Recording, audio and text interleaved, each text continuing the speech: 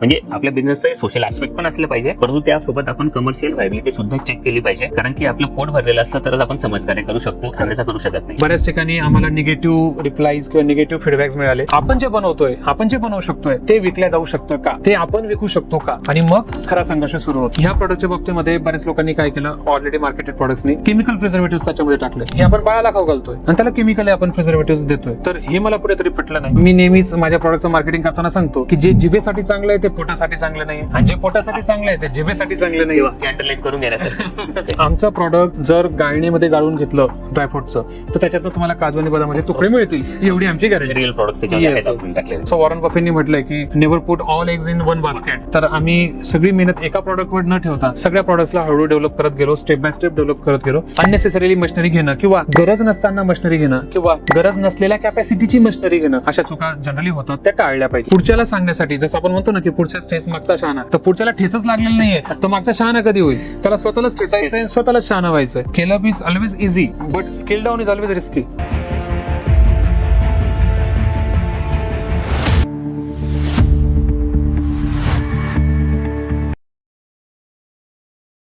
नमस्कार, मी देवेंद्र मुदकुर सुरेशी आपले स्वागत करतो ऑफिसर पॉडकास्टच्या या पुढील भागामध्ये.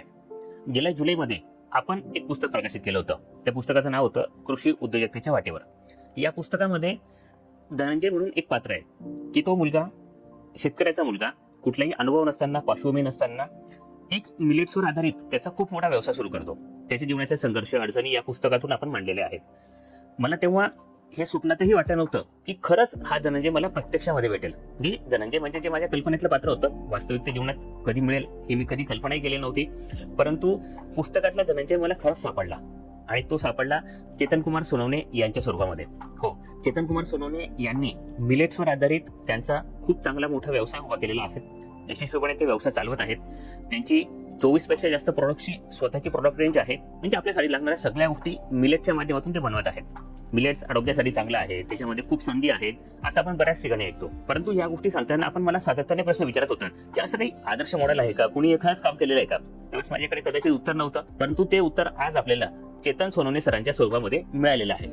तर चेतन सोनवणे सरांकडून मिलेट्स व्यवसायामध्ये खरंच काय संधी उपलब्ध आहेत, या काय अडचणी आहेत, लोकांचा खरंच या प्रॉडक्ट्सला ऍक्सेप्टन्स आहे का, आणि भविष्यात यामध्ये अजून काय फ्युचर क्रिएट होऊ शकतं, या सगळ्या गोष्टी आपण समजून घेणार आहोत आणि प्रदीर्घ चर्चा त्यांच्यासोबत करणार आहोत. सगळ्यात आधी आपण स्वागत करूया चेतन सोनवणे सरांचं. सर, आपलं खूप खूप स्वागत आहे आपल्या आजच्या पॉडकास्टमध्ये. तुमची पार्श्वभूमी, तुमचं पूर्ण नाव आणि तुम्ही या फील्डकडे कसं आलात, ही आम्हाला पार्श्वभूमी आपण क्लिअर करून द्यावी. सर्वप्रथम आपण मला इथं बोलवलं त्याबद्दल मी आपला आभारी आहे.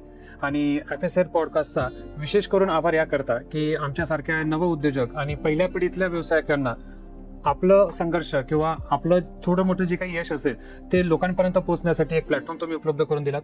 आणि याच प्लॅटफॉर्मच्या माध्यमातून जे कोणी नवउद्योजक होण्यासाठी स्वतःला शोधत असतील तर त्यांना याच्यातनं खरंच मोटिवेशन मिळेल. त्याबद्दल तुमचे सर्वप्रथम खूप आभार. Thank you very much sir. स्वतःबद्दल सांगताना सुरुवात माझ्या नावापासूनच करतो. मी चेतन कुमार दिलीपराव सोनवणे. माझं क्वालिफिकेशन फार्मास्युटिक्स या विषयात झालेलं असून मी साधारण 15 वर्ष अकॅडमिक्समध्ये लेक्चरर, असिस्टंट प्रोफेसर ते HOD असा प्रवास केलेला आहे. ओके सर, म्हणजे तुम्ही मिलेट्सच्या बिझनेसमध्ये येण्याच्या आधी तुम्ही टीचिंग फील्डमध्ये होता? येस. ओके. आणि अध्यापन करत असताना पार्श्वभूमी घरची थोडीशी राजकीय, शैक्षणिक, व्यावसायिक आणि सामाजिक अशा स्वरूपाची असल्यामुळे स्वतःचा व्यवसाय करायचा हे पूर्वीपासून डोक्यात होतंच, अगदी शिक्षण घेण्यापासून. तर मग हळूहळू आपल्याला व्यवसायात कसं जाता येईल या दृष्टिकोनातून एक एक पावलं आम्ही टाकतच होतो. परंतु सर, तुम्ही 15 वर्ष टीचिंग फील्डमध्ये होतात, त्या ठिकाणी पण तुम्हाला चांगल्या संधी उपलब्ध होतात, उत्पन्नही चांगल्या पद्धतीचं असेल. या सगळ्या गोष्टी असताना तुम्ही अचानक व्यवसायाकडे वळालात, आणि त्यामध्ये मिलेट्स बिझनेस, जो की खूप रेअर आहे. जनरली आपल्या आजूबाजूला बघितलं तर असा कोणी बिझनेस करताना दिसत नाही. तुम्ही ही गोष्ट इनोव्हेटिव्ह कशी शोधलीत आणि याच व्यवसायाकडे का वळालात? याचं उत्तर देताना मी सुरुवात करतो की 2015ला आम्ही उद्योग क्षेत्रात येण्यासाठी MIDC क्षेत्रात आपल्याला जागा असली पाहिजे, आणि ती जागा अप्लाय करत असताना प्रायव्हेट लिमिटेड कंपनी किंवा काहीतरी रजिस्ट्रेशन असेल तर त्यांना प्रेफरन्शियली मिळतो. म्हणून मग आम्ही व्यवसाय करायचा आहे तर मग प्रायव्हेट लिमिटेड कंपनी रजिस्टर करायची या हेतूने 2015ला आमची दिलसन्स ॲग्रो प्रॉडक्ट्स प्रायव्हेट लिमिटेड या नावाने फर्म रजिस्टर केली. आणि त्यानंतर आम्ही MIDCला भूखंड अप्लाय केला आणि 2017ला आम्हाला जागा मिळाली. तो ताब्यात येते 2019 झालं. 2019ला सगळ्यांना माहितीच आहे कोविड आला, त्यामुळे मग 1 वर्ष 2 वर्ष ते लांबलं आणि म्हणून मग माझं अकॅडमिक सुरूच होतं. आणि ह्या सगळ्या पार्श्वभूमीवर कोविडच्या अनुषंगाने प्रत्येक जण रोगप्रतिकार क्षमता किंवा इम्युनिटी ह्या शब्दाला फार वेटेज आलं. कॉमन झालं होतं, म्हणजे प्रत्येक गोष्टीमध्ये इम्युनिटी, अगदी कपडे घालायचे असेल त्याने इम्युनिटी कशी वाढेल हे सांगितलं जात होतं. तर सर्व गोष्टींचा योगायोग संयोग की आमची कंपनी रजिस्टर्ड होती, आमची MIDC ला जागा उपलब्ध होती, आम्हाला व्यवसाय करायचा होता. कोविडमुळे इम्युनिटीला थोडंसं महत्त्व आलेलं होतं आणि आपल्या भागातल्या प्रॉडक्ट्सला, कृषी मालाला व्हॅल्यू ॲडिशन करून त्याला अजून पुढच्या मार्केटमध्ये नेण्यासाठी काय करता येईल या विचाराने आम्ही व्यवसायाला सुरुवात केली.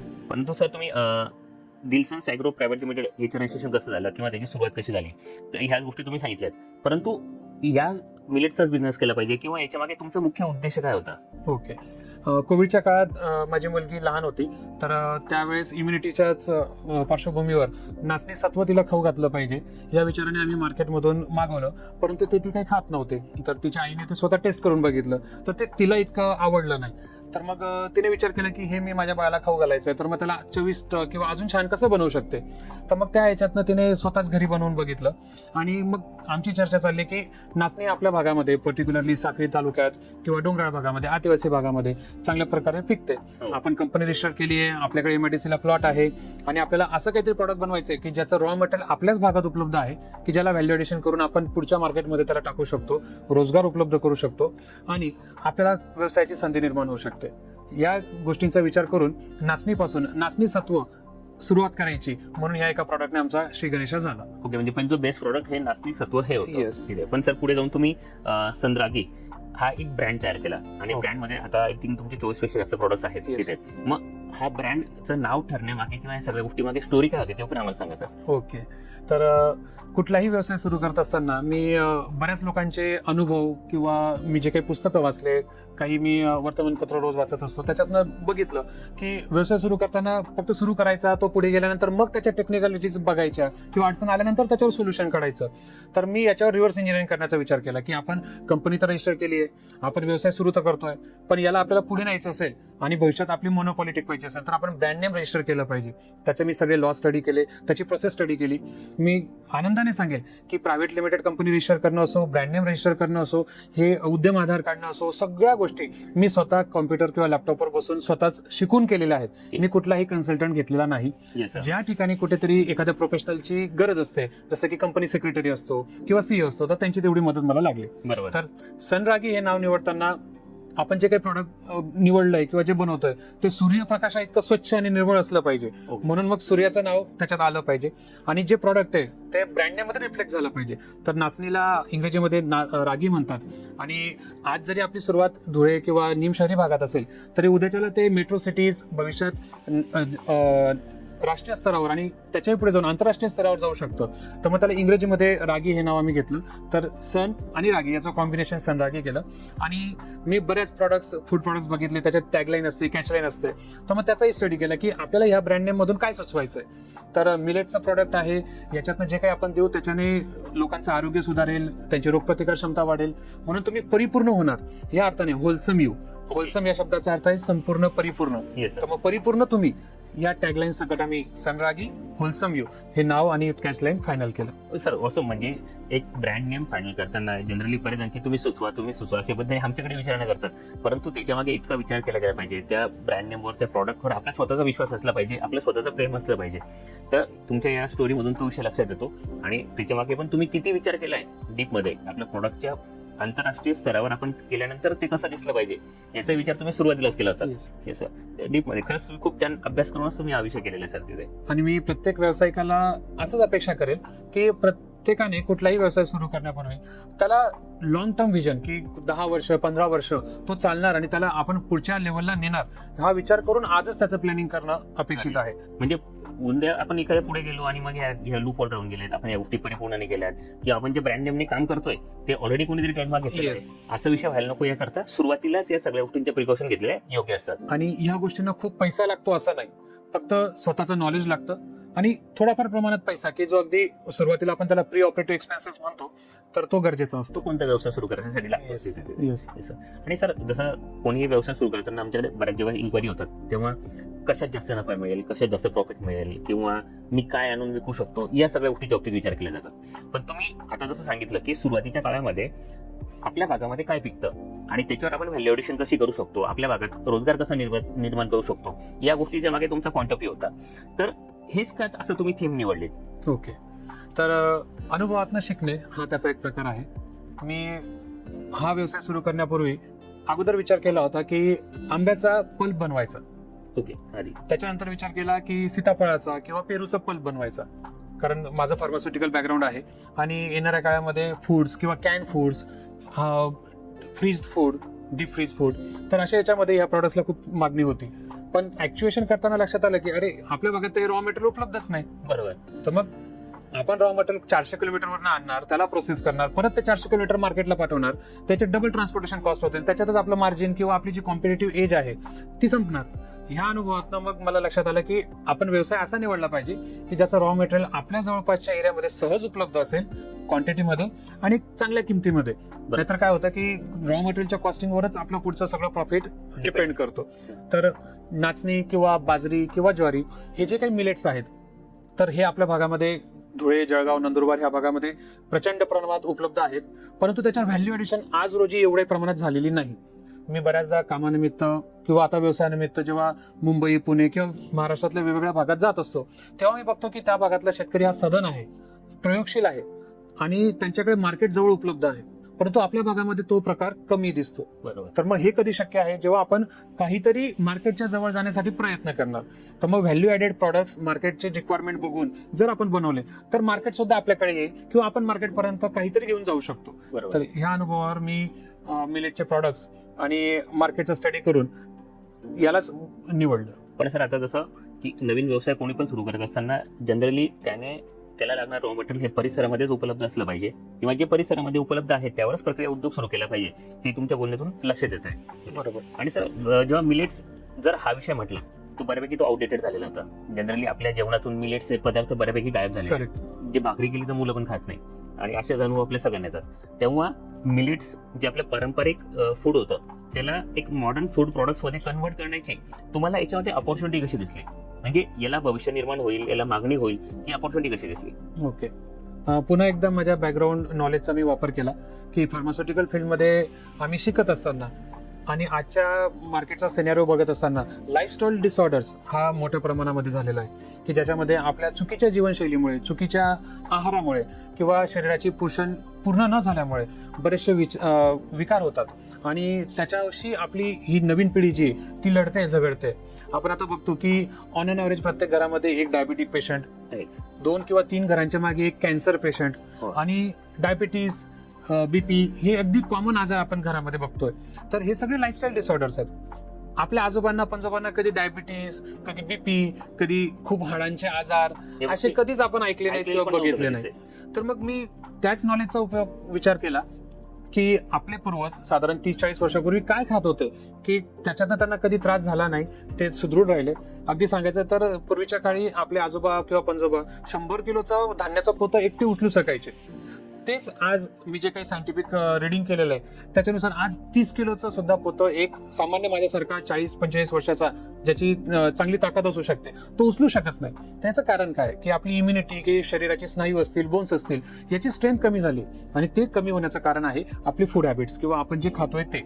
आणि मग याचा विचार केला तर आपले आजोबा पंजोबा जे खात होते तेच आपण खायला पाहिजे. परंतु पुन्हा एक लक्षात आलं की आपले आजोबा पंजोबा भाकरी खायचे आणि आजकाल भाकरी बनवणं फार मुश्किल झालंय, कारण आजकालच्या पिढीमध्ये बघतोय की आपली आजी बनवायची, आईलाही जमायचं, पण आता माझ्या जनरेशन मध्ये म्हटलं तर माझ्या बायकोला, माझ्या बहिणीला इतक्या प्रमाणात शक्य नाही, किंवा मेट्रो सिटीचा विचार केला तर त्यांना याच्या गोष्टींचा काही मागसम सुद्धा नाही.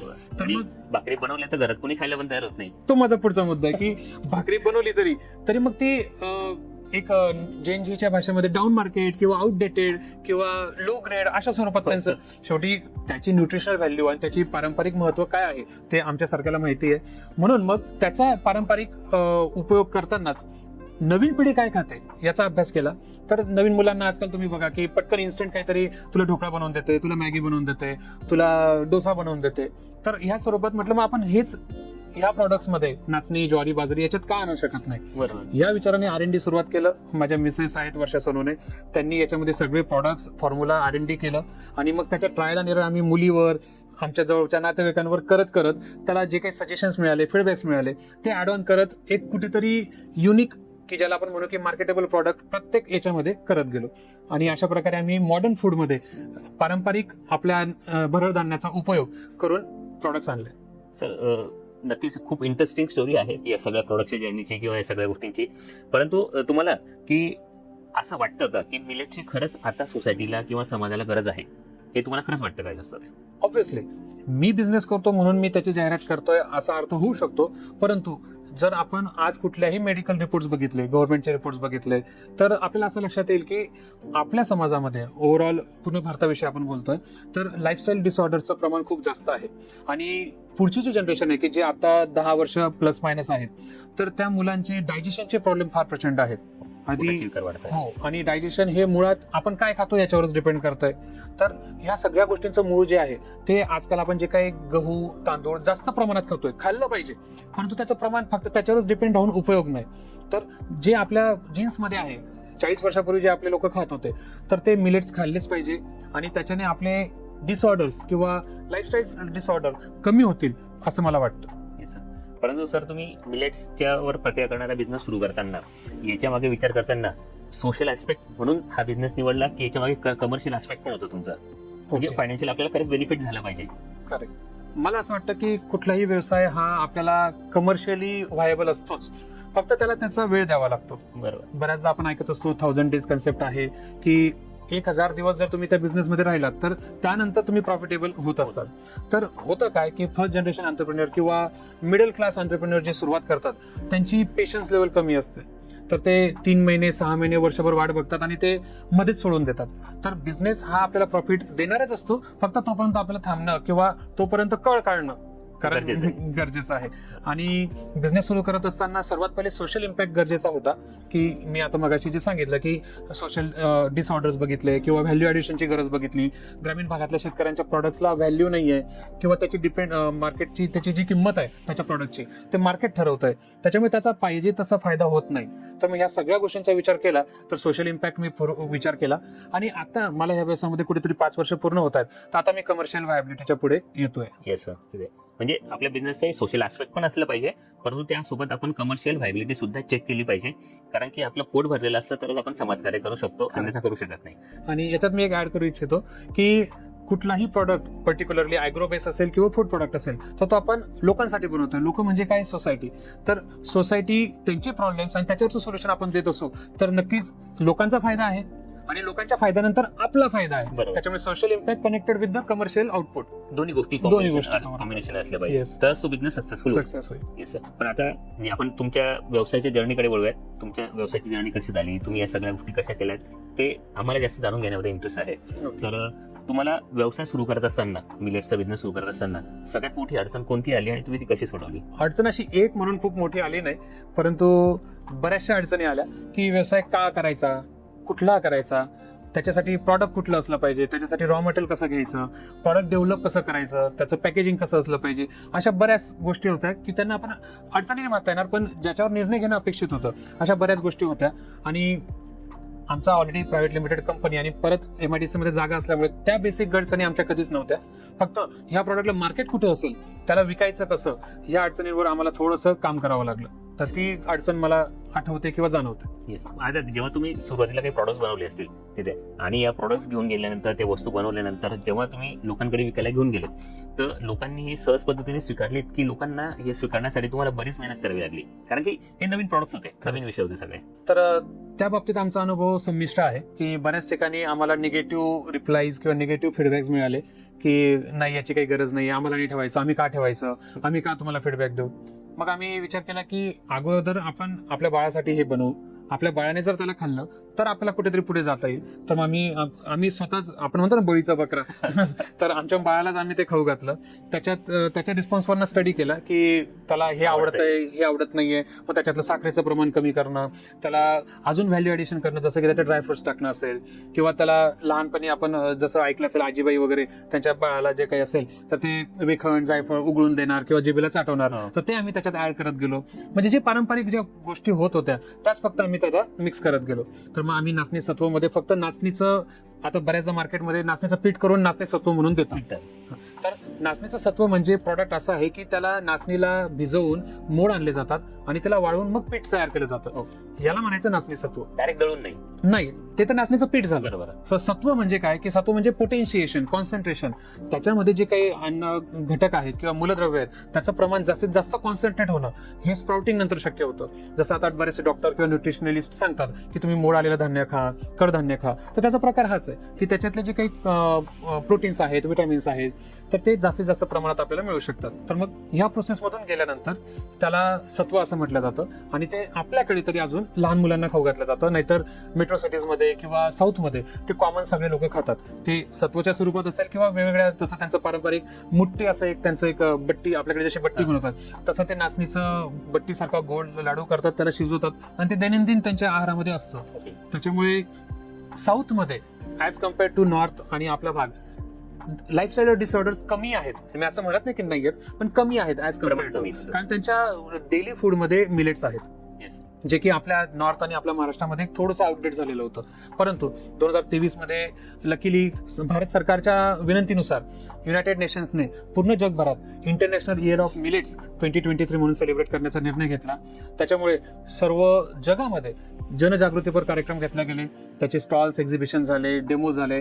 गव्हर्नमेंटने पण त्याला वेगवेगळ्या स्वरूपात प्रोत्साहन देण्यासाठी कार्यक्रम घेतले. त्याच्यामुळे त्याची चर्चा झाली, लोकांना त्याचं महत्त्व कळायला लागलं, आमच्यासारख्या उद्योजकांना त्याचा फायदा झाला, अजून नवीन उद्योजक ह्यामध्ये इंटरेस्टेड झाले आणि मग आता मिलेट्स बद्दल थोडासा अगोदरपेक्षा अवेअरनेस जास्त झालेला आहे. मला एक स्टोरी किंवा असं काही प्रसंग असेल की जे मी लोकांपर्यंत हे प्रॉडक्ट घेऊन गेले आणि लोकांचा त्यावेळेस मार्केटचा रिस्पॉन्स कसा होता, काय काय अनुभव आले आणि तुमचा पहिला कस्टमर तुम्हाला बाहेर कमर्शियल कस्टमर कसा मिळाला, तिची काही स्टोरी वगैरे अनुभव आम्हाला प्लीज शेअर करा. आतापर्यंत आपल्या डिस्कशन मध्ये मी सांगितलं की कंपनी, जागा, ब्रँड नेम, प्रॉडक्ट आणि व्हॅल्यू एडिशन वगैरे वगैरे.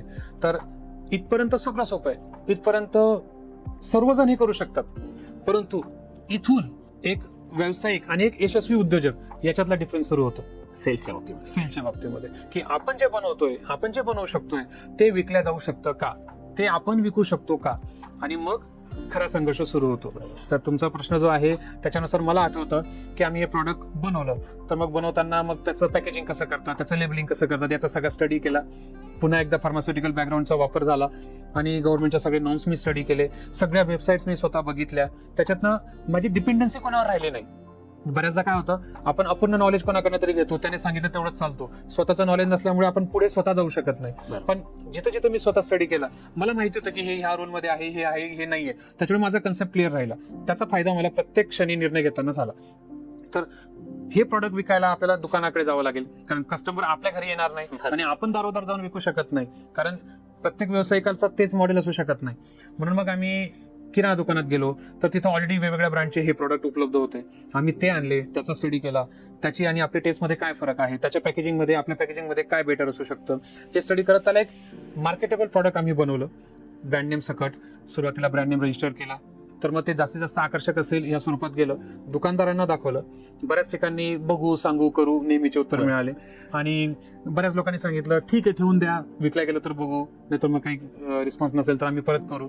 असं करत करत आम्ही सुपर मार्केटमध्ये हे प्रॉडक्ट जाऊ शकतो ह्या निर्णयापर्यंत आलो. कारण होतं काय की मिडल क्लास फॅमिली असेल किंवा ग्रामीण भागातील लोक असतील तर ते नाचणी सत्व घरी बनवून खाऊ शकतात.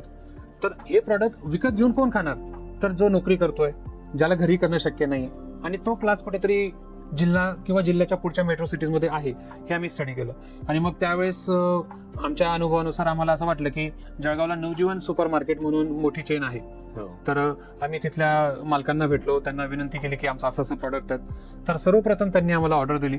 आमच्या बिझनेस अकाउंटिंग बुक्समध्ये सगळ्यात पहिलं बिल नवजीवन सुपर शॉपच्या नावाने आहे.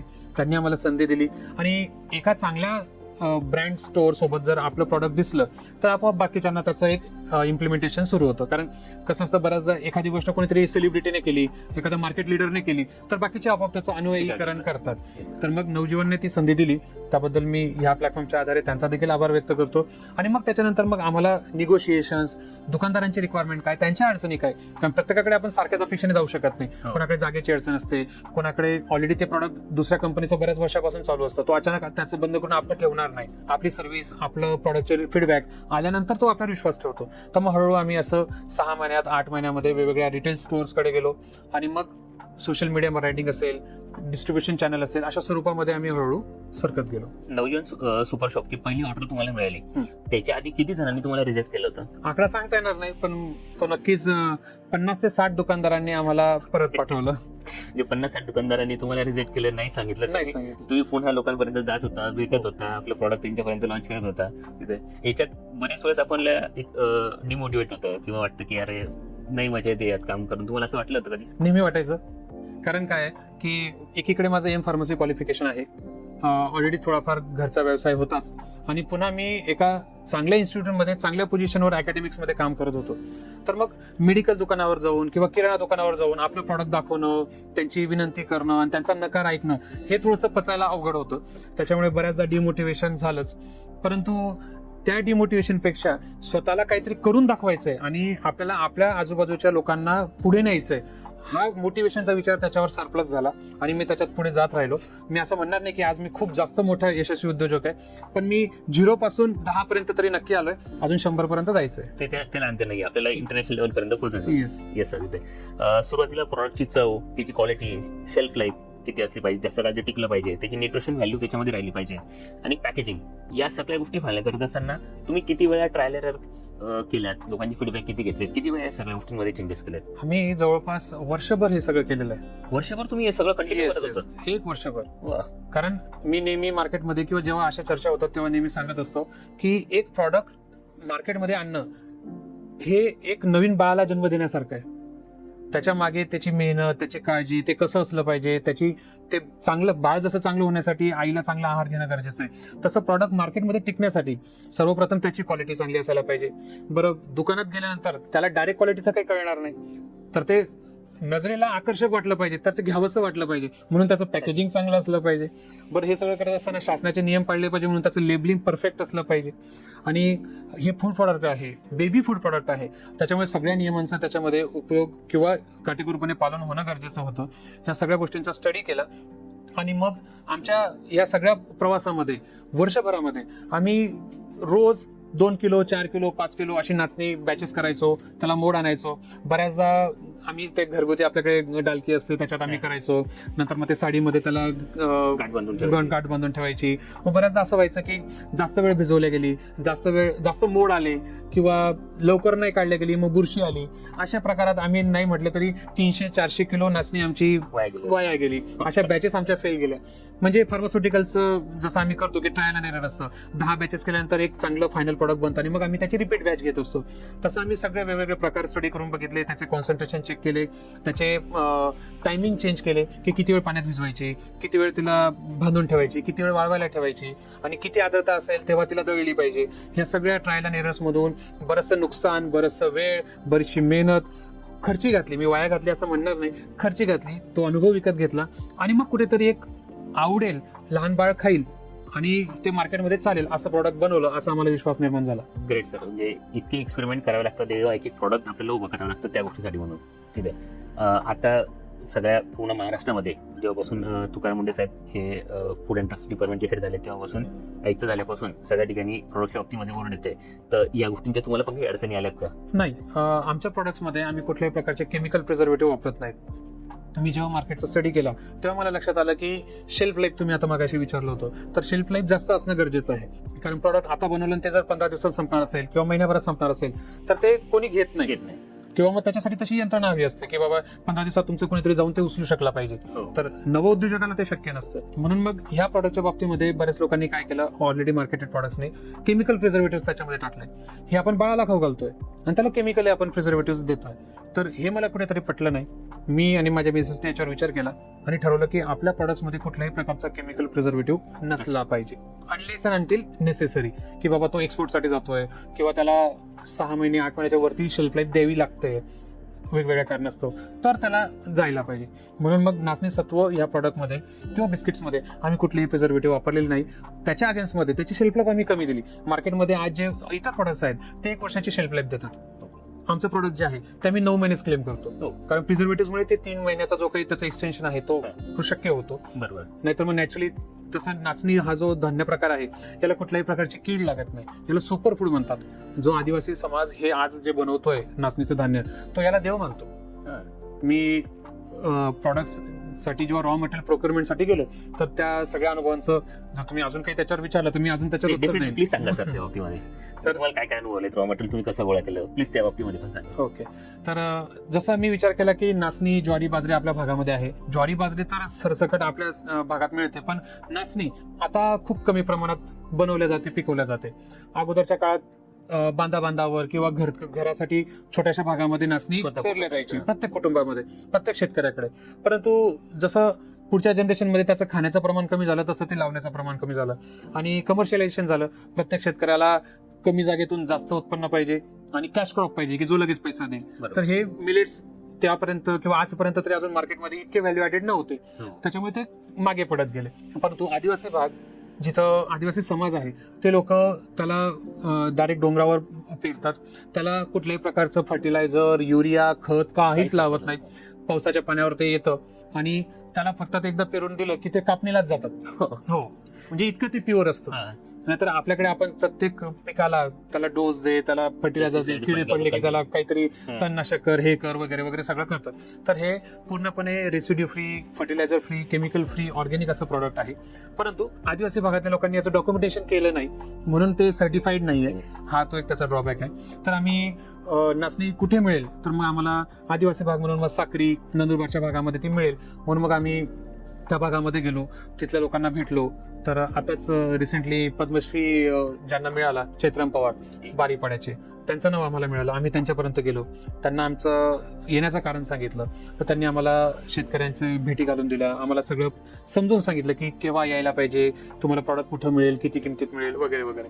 तर मग तिथं शेतकऱ्याकडे गेल्यावर त्यांचे असे मोठे, आपल्याकडे पूर्वीच्या काळी कोट्या किंवा मोठ्या कोट्या असायच्या 10 फुटाच्या वगैरे, तसे त्यांचे मातीचे कंटेनर्स असतात आणि त्याच्यामध्ये 10 वर्ष 15 वर्ष एवढ्या वर्षांपासून नाचणी साठवलेली असते. एवढ्या वर्ष स्टोर राहते? येस, त्याच्यात कुठल्याही प्रकारची कीड पडत नाही. हे दैवी फूड आहे. म्हणजे आपण बघा 3 महिने 6 महिने आपलं तांदूळ घ्या, गहू घ्या, खराब होतं. आपण त्यांना केमिकल्स किंवा इंजेक्शन लावल्याशिवाय त्या गोष्टी आपण घरात सुद्धा स्टोअर करू शकत नाही. 10 किंवा 10 पेक्षा जास्त वर्ष ते धान्य जसं तसं राहतं. त्याला ते कणगी म्हणतात, त्या कणगीमध्ये. आणि जनरली ते लोक विकत नाहीत, फक्त स्वतःच्या गरजेसाठी किंवा जगण्यासाठी आवश्यक आहे. म्हणून मग कुठला शेतकरी तुम्हाला टनाने विकताना दिसणार नाही. त्याला गरज वाटली की त्याला 1000 रुपये पाहिजेत, तर तो 1000 रुपये येतील एवढं धान्य काहीतरी 5 किलो 10 किलो 20 किलो जे काही असेल ते छोटंसं घेऊन जाताना मार्केटमध्ये विकतो. तेवढंच फक्त. तो एकदाच तुम्हाला पूर्ण धान्य देत नाही. तर मग आता जे ट्रेडर्स आहेत किंवा आमच्यासारखे उद्योजक आहेत, त्यांना मग त्या शेतकऱ्यांसोबत टाईप करावं लागतं की तुझे 50 किलो, तुझे 20 किलो असे एकत्र करून ते आम्हाला मिळते. एका शेतकऱ्याकडनं आम्हाला 1 टन 2 टन कधीच मिळत नाही. म्हणजे तुम्हाला रॉ मटेरियल मिळवण्यासाठी पण इतका संघर्ष करावा लागतो, आज सुद्धा करावा लागतो. कारण चांगल्या प्रॉडक्ट किंवा चांगल्या क्वालिटीचं जर प्रॉडक्ट पाहिजे असेल, रॉ मटेरियल पाहिजे असेल, तर त्याच्यासाठी हे करावं लागतं. नाही तर ट्रेडर्सकडे जनरली आपल्याकडे महाराष्ट्रीयन नाचणी आहे आणि कर्नाटकी नाचणी आहे, ह्या दोघांमध्ये फरक आहे. आपली नाचणी ही दिसायला थोडीशी नारंगी रंगाची आहे, तर कर्नाटकी ही थोडीशी काळपट रंगाची असते, हो, डार्क रेड कलरची. आणि साईज मध्ये थोडासा फरक असतो. आणि मुळात मी जे स्टडी केलंय ते की 1 किलो नाचणी आपल्या भागातली घेतली तर तिचं साधारण 940-950 ग्रॅम एवढं पीठ पडतं. आणि तेच कर्नाटककडची जर नाचणी घेतली तर ते 850-870 ग्रॅम एवढा फरक पडतो. त्याच्यातलं जे काही इंडोस्पॉम किंवा ज्याच्याने पीठ तयार होऊ शकतं तो पोर्शन कमी आहे.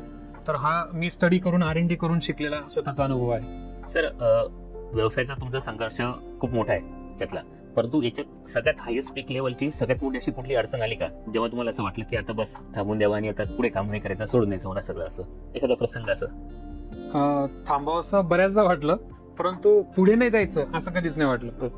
म्हणजे थांबणं, कारण कसं आहे, एक मानवी स्वभाव आहे. कुठल्याही गोष्टीमध्ये आपल्याला 1दा 2दा 3दा गोष्टी करून जर अपयश आलं तर कोणीही डिमोटिवेट होतं आणि त्याला विचार करण्याची वेळ येते की बाबा what I am doing is right or wrong.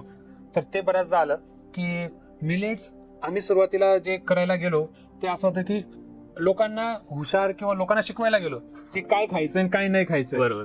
तर एका उद्योजकाचं ते काम नाहीये हे मला नंतर लक्षात आलं की प्रत्येकाला तुम्ही आग्रह नाही करू शकत की तुम्ही नाचणीच खा, तुम्ही मिलेट्सच खा.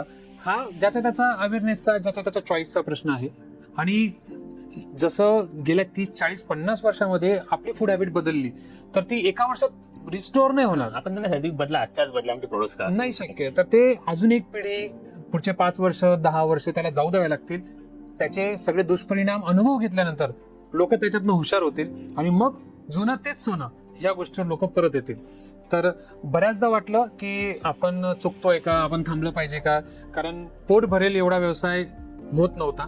आणि मग बँकेचे हप्ते किंवा दैनंदिन खर्च या सगळ्या गोष्टी. तर एक सुरुवातीला कसं असतं, कुठल्याही माणसाचा एक जोश असतो की आपण घरून चालवायचं, आपले जवळपासची जी पुंजी असेल ती वापरायची, जे शक्य असेल ते करायचं. पण मग असं दिसायला लागलं की आपले सगळे रिसोर्सेस आटतायत आणि मग आता करायचं काय, हे जर अजून 6 महिने चाललं तर आपल्याला हे नाही शक्य होतं. तर मग असं बऱ्याचदा वाटलं. आजही खूप ओव्हर स्टॅबिलाइज हा बिझनेस आहे असं नाही, पण निश्चितच प्रोग्रेस आहे, ग्रोथ आहे.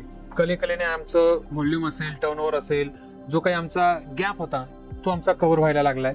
आणि अनुभवातनं शिकत जाणं हा फर्स्ट जनरेशन एंटरप्रेन्योरचा एक मूलभूत हक्क आहे असं मी म्हणेन. आणि त्याच गोष्टीचा वापर आम्ही करतोय. Freedom of failure. येस.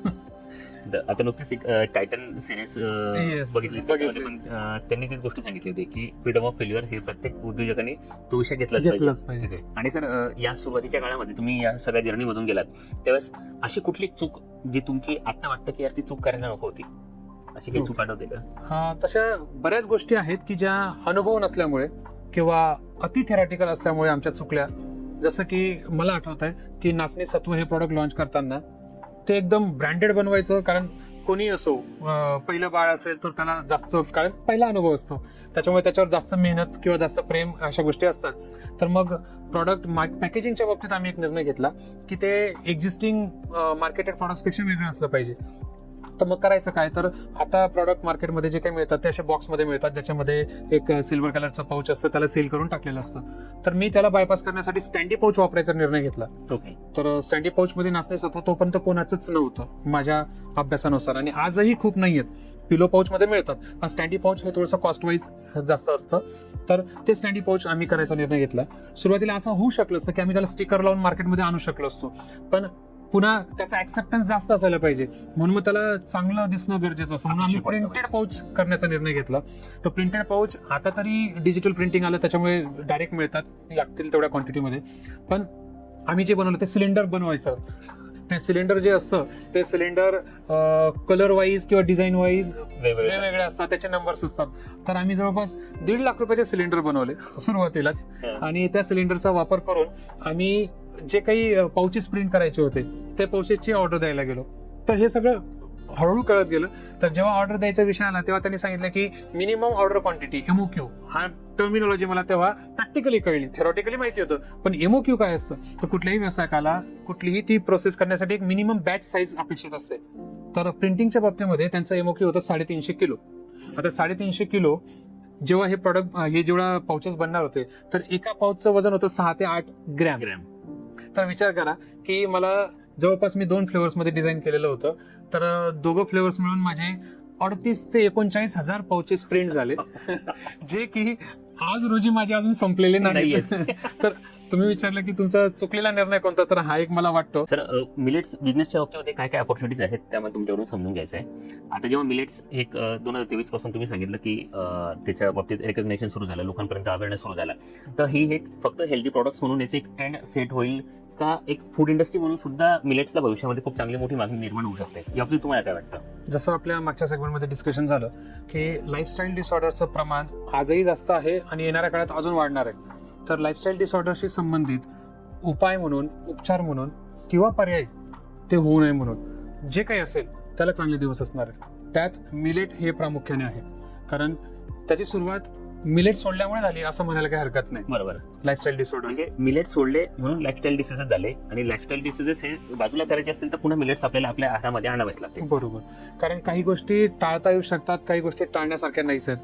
कारण आजकाल न्यूक्लिअर फॅमिली आहे, कारण आई वडील मुलगा मुलगी याच्या व्यतिरिक्त परिवार नाही. अगोदरच्या काळात एकत्रित कुटुंब होतं, त्याच्यामुळे आई वडील नसताना सुद्धा त्या बाळाची काळजी घेतली जायची, किंवा आई वडील नसताना जास्त काळजी घेतली जायची. आजकाल आई वडील काळजी घेतील तर ठीक, नाही घेणार तर काहीच नाही. तर हा न्यूक्लिअर फॅमिलीचा एक इश्यू आहे. फास्ट अँड फॉरवर्ड आपला लाईफ झालेला आहे. फिजिकल फिटनेस थोडासा म्हणजे चिंतेचा प्रश्न भारतीय समाजामध्ये आहे. ओबेसिटी, लठ्ठपणा. तर मी स्वतःचंही उदाहरण देईल की 3-4 वर्षापूर्वीपर्यंत माझा सुद्धा BMI खूप जास्तच होता. माझ्या हाईटमुळे माझं वजनाचं प्रमाण खूप कमी असायला पाहिजे, तरी ते आहे जास्त, परंतु हाईटमुळे लक्षात येत नाही. आणि मिलेटचा व्यवसाय सुरू केल्यापासून मला लक्षात आलं की आपण लोकांना सांगतोय, पण स्वतः पहिले काहीतरी त्याच्यात बदल केला पाहिजे. तर मी मोस्टली आता जंक फूड जोपर्यंत शक्य असेल, मी असं म्हणणार नाही की पूर्णच खात नाही, पण अगोदरपेक्षा प्रमाण कमी केलंय. की जसं तळलेला समोसा, कचोरी वगैरे हे मी भूक नसताना खायचो, आता भूक असेल तरी खात नाही. बरोबर. हा छोटासा फरक माझ्यामध्ये झालाय. तर मिलेटचा व्यवसाय सुरू केल्यामुळे झालेला बदल, तर याच्यात भविष्यामध्ये संधी चांगली आहे. मिलेट बिझनेस हा येणाऱ्या काळामध्ये, आता येणारा काळ म्हणजे हा काही 1-2 वर्षाचा नाहीये, तो कमीत कमी 15-20 वर्षाचा काळ आहे की त्याच्यामध्ये एक पिढी शिफ्ट होणार आहे, आणि मग त्याचा अवेअरनेस आणि त्याची रिपिटेबिलिटी वाढणार आहे. तर तेवढा पेशन्स ज्या बिझनेसमॅन मध्ये असेल त्यांनी हा बिझनेस करावा, ज्यांच्याकडे पेशन्स नसेल त्यांनी याच्याकडे वळू नये असं मला वैयक्तिक वाटतं. परंतु नक्कीच मिलेट्स बिझनेस मध्ये या सगळ्या गोष्टींचा विचार केल्यानंतर खूप मोठी मार्केट ऑपॉर्च्युनिटी आहे. Yes. डेफिनेटली आहे. आणि ऍडव्हान्टेज असा आहे की आज पूर्ण जगाचा विचार केला तर जेवढे मिलेट्स बनत आहेत त्याच्यात निम्मेपेक्षा जास्त, कारण सरकारी आकडे वेगळे सांगतात, पण माझा अभ्यास असं सांगतो की पूर्ण जगाच्या निम्मेपेक्षा जास्त उत्पादन मिलेटचं भारत करतोय. आपणच करतोय. तर आफ्रिका आपल्या थोडासा जवळपास मागे पुढेच आहे. तर त्याच्यामुळे जर येणाऱ्या काळामध्ये पाश्चिमात्य देश असतील किंवा भारत सोडून इतर देश असतील, आशिया सोडून इतर खंड असतील, तर त्या देशांना जर मिलेटचे प्रोडक्ट खायचे असतील तर त्यांना आपल्यावर डिपेंड राहायचंय. म्हणजे आपल्या भारतातलं मार्केट सोबत इंटरनॅशनल मार्केट, इंटरनॅशनल खूप मोठी संधी यामध्ये निर्माण खूप मोठी संधी आहे. फक्त त्याला वेळ लागणार आहे.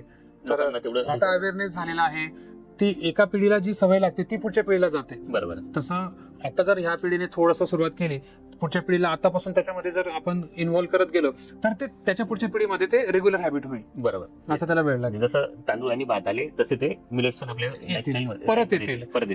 Yes, sir. आता ज्वारी, बाजरी, नाचणी, वरई, राळा, कोदो, कुटकी यासारख्या बरेच धान्य आहेत. 7 कार्ड आहेत टोटल आपले ते. तर याच्यापासून कुठलं धान्य हे सगळ्यात जास्त प्रॉडक्ट बनवण्यासाठी युजफुल होऊ शकतं? तसं बघितलं तर याच्यात जसं तुम्ही म्हटलं की 8 प्रकारचे मिलेट्स आहेत. त्याच्यात त्यांचं क्लासिफिकेशन जे आहे ते पॉझिटिव्ह मिलेट्स, न्यूट्रल मिलेट्स आणि निगेटिव्ह मिलेट्स. तर आता निगेटिव्ह याचा अर्थ ते काही चुकीचे आहेत किंवा वाईट आहेत असं नाही, तर त्याच्यात असलेल्या प्रथिन आणि कार्बोहायड्रेटचं प्रमाण, त्याचा रेशो, याच्यानुसार त्यांचं वर्गीकरण केलं गेलेलं आहे वैज्ञानिकांकडून. आणि त्याच्यानुसार पॉझिटिव्ह मिलेट्समध्ये जे अगदी छोटे म्हणजे भगर, वरई, राळा, कोदरा हे येतात. आपले नाचणी, ज्वारी, बाजरीचे आहेत ते थोडंसं न्यूट्रल आणि पॉझिटिव्ह कडे असतात, न्यूट्रल आणि निगेटिव्ह कडे असतात. तर या प्रकारांमध्ये गेल्यानंतर आपल्या भागामध्ये ज्वारी, बाजरी आणि नाचणी हे 3 प्रकार उपलब्ध आहेत. इतर प्रकार जवळपास आपल्या भागामध्ये नामशेष आहेत.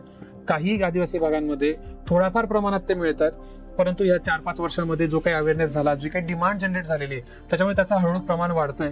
कारण हा डिमांड सप्लायचा खेळ आहे. बरोबर. जशी डिमांड वाढत जाईल तसं सप्लाय वाढत जाणार आहे. तर आता हळूहळू ह्या मायक्रो मिलेट्सचं किंवा पॉझिटिव्ह मिलेट्सचं कल्टिवेशन वाढतंय. तर सध्या उपलब्ध असलेले म्हणून नाचणी, ज्वारी, बाजरी हे चांगले आहेत, आणि त्याच्यावर व्हॅल्यू ॲडिशन करून जे प्रोडक्ट बनवले जात आहेत ते अलाईन आहेत की आपण जे सध्या खातोय त्याला जोडून हे करता येईल. एकदम आपण डायरेक्ट पिझ्झावरनं भाकरीवर नाही येऊ शकत. पिझ्झावरनं हळूहळू आपण आठवड्यातनं एकदा करू शकतो, मग महिन्यातनं एकदा करू शकतो, मग पिझ्झा बंद करू शकतो आणि मग पोळीवर येऊ शकतो, तसा तो प्रकार. एकदम लहान मुलाला डायरेक्ट भाकरी खवायला गेलं तर तो खाणार नाही. तर हळूहळू ह्या शिफ्टला आपल्याला जावं लागणार. Yes sir. परंतु याच्यापैकी जसं तुम्ही सांगितलं जातं, तुम्ही जे प्रोडक्ट्स पासून पदार्थ बनवतात त्यातला सगळ्यात सोपा कुठला बनवण्यासाठी की बनवण्यासाठी? म्हणजे कस्टमर पॉईंट ऑफ व्ह्यू नाही, म्हणजे कस्टमर पॉईंट ऑफ व्ह्यू त्याचे प्रोडक्ट्स बनवण्यासाठी रॉ मटेरियल. अच्छा, प्रोडक्ट धान्य म्हणून. ओके. तर सगळ्याच प्रकारचे धान्य बनवायला प्रोसेसिंगला सारखेच आहेत, परंतु नाचणी जे आहे ते आपल्याकडे वेल नोन आहे आणि त्याची प्रोसेसिंग सोपी आहे. त्याच्यासाठी लागणारी मशिनरी डेव्हलप झालेली आहे. त्याची साईज जरी एकसारखी असली तरी इतर धान्यांच्या दृष्टीने अजून R&D होणार आहे, तर त्याला वेळ लागेल. परंतु नाचणी हे त्याच्यात सोपं आहे आणि त्याच्यावर व्हरायटी ऑफ प्रॉडक्ट्स बनवता येतात. तसं ज्वारीचे इतके प्रॉडक्ट्स आपण बनवू शकत नाही. ज्वारीची भाकरी आपण बनवतो, इडली वगैरे बनवू शकतो, पण ज्वारीचा डोसा असा सिंगल नाही बनवू शकत. मल्टीग्रेन मध्ये ज्वारी येऊ शकतं, मल्टीग्रेन मध्ये बाजरी येऊ शकतं, पण एका पिक्चर मध्ये 5 हिरो असतात, तशा प्रकारामध्ये ज्वारी बाजरी चालते. आणि एक सोलो हिरोच्या याच्यावर जो पिक्चर चालतो तसा नाचणी आहे. नाचणी आहे. One man show. One man show. त्याचे इंडिव्हिज्युअली आपण Product बनवू शकतो. Yes, sir. आता नवीन एखाद्या उद्योजकाला जर मिलेट्स आधारित बिझनेस सुरू करायचा असेल, त्यानं सुरुवातीला कुठल्या प्रकारचं मॉडेल निवडलं पाहिजे? म्हणजे त्याने सुरुवातीला ट्रेडिंग मध्ये गेलं पाहिजे किंवा प्रायमरी प्रोसेस मध्ये गेलं पाहिजे की डायरेक्ट सेकंडरी प्रोसेस मध्ये गेलं पाहिजे? तुम्हाला काय वाटतं? सुरुवातीला कुठलाही व्यवसाय असेल तर त्याचा अभ्यास करणं गरजेचं आहे. आणि अभ्यास करण्यासाठी सगळ्याच गोष्टी आपण स्वतःहून केल्या पाहिजे असं गरजेचं नाही. आपण जो कोणी बिझनेस याच्यामध्ये करतोय त्याच्याकडे जाऊन काम करणं किंवा या क्षेत्रामधल्या अनुभवी लोकांशी चर्चा करणं आणि मग त्याच्यातनं त्याला इंडिव्हिज्युअली, कारण प्रत्येकाचं कल्चरल, इकॉनॉमिकल, टेक्नॉलॉजिकल बॅकग्राऊंड वेगवेगळं आहे, तर प्रत्येकाच्या हिशोबाने तो डेव्हलपमेंट करू शकतो. पण बेसिक म्हणून जास्तीत जास्त ट्रेडिंग पासून सुरुवात केली पाहिजे की आम्ही हे सप्लाय करू शकतो धान्य, कारण त्याच्यात रिस्क कमी आहे, व्हॅल्यू ॲडिशन नाही आहे, कॉम्पिटिशन थोडी कमी जास्त असू शकते, परंतु तुम्ही रिस्क झोन मध्ये जात नाहीत. एकदा तुम्ही व्हॅल्यू ॲडिशन केलं की त्याच्या शेल्फ लाईफ येऊन जाते. शेल्फ लाईफ आली की मग तुम्हाला लॉसेस मर्यादा आहेत. म्हणून ट्रेडिंग करणं किंवा त्याच्यात प्रायमरी प्रोसेसिंग पर्यंत मर्यादित राहणं हे नवीन उद्योजकांसाठी गरजेचं आहे असं मला वाटतं. मी सुद्धा अजून नवीन उद्योजकच आहे, मी खूप म्हातारा झालेलो नाही, परंतु थोडासा अनुभव इतरांपेक्षा जास्त आहे. त्याच्यामुळे मला असं वाटतं की सुरुवातीला ट्रेडिंग करणं योग्य राहील आणि मग प्रायमरी प्रोसेसिंग. Yes sir. आता तुमच्या प्रॉडक्टसाठीचे टार्गेट कस्टमर हे कुठले आहेत? जसं तुम्ही म्हटलं की लहान बाळापासून तर अगदी वयस्कर वृद्धांपर्यंत या सगळ्या जणांना तुम्ही प्रोडक्ट्स देऊ शकतात. पण यातली स्पेसिफिकली तुमची टार्गेट ऑडियन्स कोणती आहे?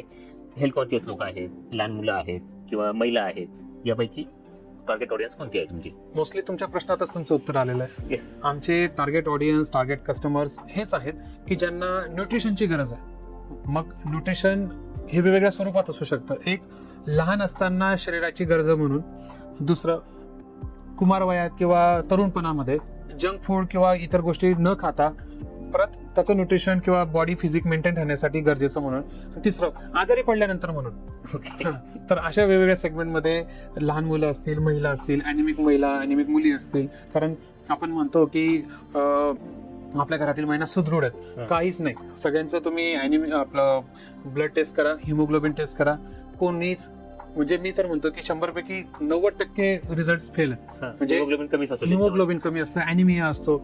म्हणजे डॉक्टर सहज आपल्या बोटाचा असा पुढचा पेरूचा भाग असतो त्याला असं दाबून बघतात की त्याच्यात रक्ताचं प्रमाण किती आहे. तर महिलांमध्ये हे पूर्ण पांढरा असतो, तर त्याच्यामध्ये त्यांना आयनची कमी आहे. आणि आयन हे मुळात ज्या स्वरूपात खायला गेलं पाहिजे ते खात नाहीत. बऱ्याच मुली, आता मला मुलगी आहे म्हणून मला माहिती, हिरवा भाज्या खायला कंटाळा करतात. आता हिरव्या भाज्या जर खाणार नाही तर आयन जाईल कुठून? आयनच्या टॅबलेट तुम्ही रोज नाही खाऊ शकत. म्हणून मग मिलेट्स हे त्याला उत्तर असू शकतं. Yes sir. म्हणजे सगळ्याच प्रकारची ऑडियन्स, सगळ्याच प्रकारचे लोक हे तुमचे आपले फूड प्रॉडक्ट्स कंझ्युम करू शकतात आणि सगळे लोक आपली टार्गेट ऑडियन्स होऊ शकतात. त्यात एक मुद्दा माझ्याकडनं राहिला की तर आपल्या भारतीय लोकांना जी आता एक विरासत मिळालेली आहे, diabetes. We are the diabetes capital of the world along with all other capitals. तर डायबिटीस हा प्रत्येक घरात आहे आणि तो आता प्रोलॉंग होत चालला आहे, कारण कुठलाही आजार जेवढा जास्त होत जातो तेवढे त्याचे दुष्परिणाम वाढत जातात. तर डायबिटीस हा प्रामुख्याने पूर्ण शरीरावर इफेक्ट करत असतो आणि त्याच्यात सगळ्यात मेन टार्गेट ऑर्गन आहे त्याचा पोट. तर त्याचं डायजेशन खराब होतं. तर डायबिटीसचे जे पेशंट्स आहेत तर त्यांना पचनाचे आजार किंवा त्याच्यापासून जर वाचायचं असेल तर त्यांना चांगल्या पद्धतीने किंवा हलक्या पद्धतीने पचणारं म्हणून मिलेट्स हे एक चांगलं ऑप्शन आहे. म्हणून डायबेटिक पीपल हा आमचा एक मोठा टार्गेट सेगमेंट आहे. म्हणजे जेवढ्या जणांना डायबिटीस झाले त्यांनी मिलेट्स हे कंझ्युम केलेच पाहिजे. डॉक्टर सांगतात, म्हणजे आम्ही उद्योजक म्हणून सांगणं म्हणजे आमच्या व्यवसायासाठी करणं असं होतं, परंतु डॉक्टर सांगतात की तुम्ही गहू खाऊ नका, तुम्ही तांदूळ खाऊ नका. तुम्ही डायबेटिक लोकांचा जर डाएट चार्ट बघितला तर तुम्हाला हमखास त्याच्यामध्ये मिलेट्स दिसणार, म्हणजे दिसणार, वेगवेगळ्या स्वरूपात दिसणार. आपल्यासाठी मोठी अपॉर्च्युनिटी होऊ शकते. मिलेट जास्त आपल्याला शोधायला जायची गरज नाही, फक्त एवढं आहे की त्या लोकांनी ते ऍक्सेप्ट करण्याचाच वेळ आहे. येस, गरज आहे, पण बऱ्याचदा कसं असतं की कळतं पण वळत नाही, तसा तो प्रकार आहे. डायबिटीसचे बरेचसे पेशंट आहेत, यंग एज मधले आहेत, त्यांनी जर याच्याकडे मिलेटकडे चांगला पर्याय म्हणून निवडलं तर तो कस्टमर तो वाढणारच आहे, त्यांचाही फायदा होणार आहे. परंतु मिलेट बेस जे काही बिझनेस आहेत त्यांना सुद्धा चांगले दिवस येतील. पण सर आता बरेच नवीन उद्योजक जेव्हा मिलेट्सचा बिझनेस सुरू करतात तेव्हा माझ्या बघण्यात आलेलं आहे की ते हेल्थी प्रोडक्ट्स म्हणून किंवा हेल्थ प्रोडक्ट म्हणून त्याला टार्गेट करतात, लोकांना मार्केट करतात आणि ते माळ विकला जात नाही, मग त्यांचा बिझनेस फेल होतात, मग मिलेट्समध्ये मजा नाही किंवा बिझनेसमध्ये मजा नाही असा त्यांचा दृष्टिकोन असतो. परंतु यामागे नेमकी त्यांची चूक काय आहे? बरोबर. याच्यामध्ये प्रॉडक्ट सिलेक्शन, टार्गेट ऑडियन्स आणि जॉग्राफिकल एरिया, आपण कुठल्या एरियामध्ये काम करतोय. आता समजा माझ्या प्रॉडक्ट्सला चांगली डिमांड आहे दिल्लीला, पण मी जर दिल्लीला विकतच नाहीये तर ते सक्सेस होण्याचे चान्सेस कमी होत जातात. हा, त्याला पर्याय म्हणून मग आपण मेट्रो सिटीमध्ये आपला टार्गेट कस्टमर कोण, की आता फॉर एक्झाम्पल जर मी आता शहरात गेलो, शहरामध्ये नवरा बायको दोघं काम करतात, पर्टिक्युलरली IT इंडस्ट्रीचं एक्झाम्पल घ्या, त्या लोकांना तर मुळीच वेळ नाही, ते काहीतरी काम करता करता खायचं, पिझ्झा उचलायचा, नूडल्स उचलायच्या, मॅगी खायची, अशा स्वरूपात काम करतात. रेडी प्रॉडक्ट पाहिजे. Ready product. तर मग त्यांना आपण काय पर्याय देऊ शकतो, की तुम्ही ऐसंही मॅगी किंवा काहीतरी जे आहे इन्स्टंट ते 2 मिनिटात 10 मिनिटात काहीतरी बनवून खातातच आहे, किंवा रेडी आणतायत आणि त्याला शिजवून खातायत, तर त्यांना आपण हे प्रॉडक्ट देऊ शकतो.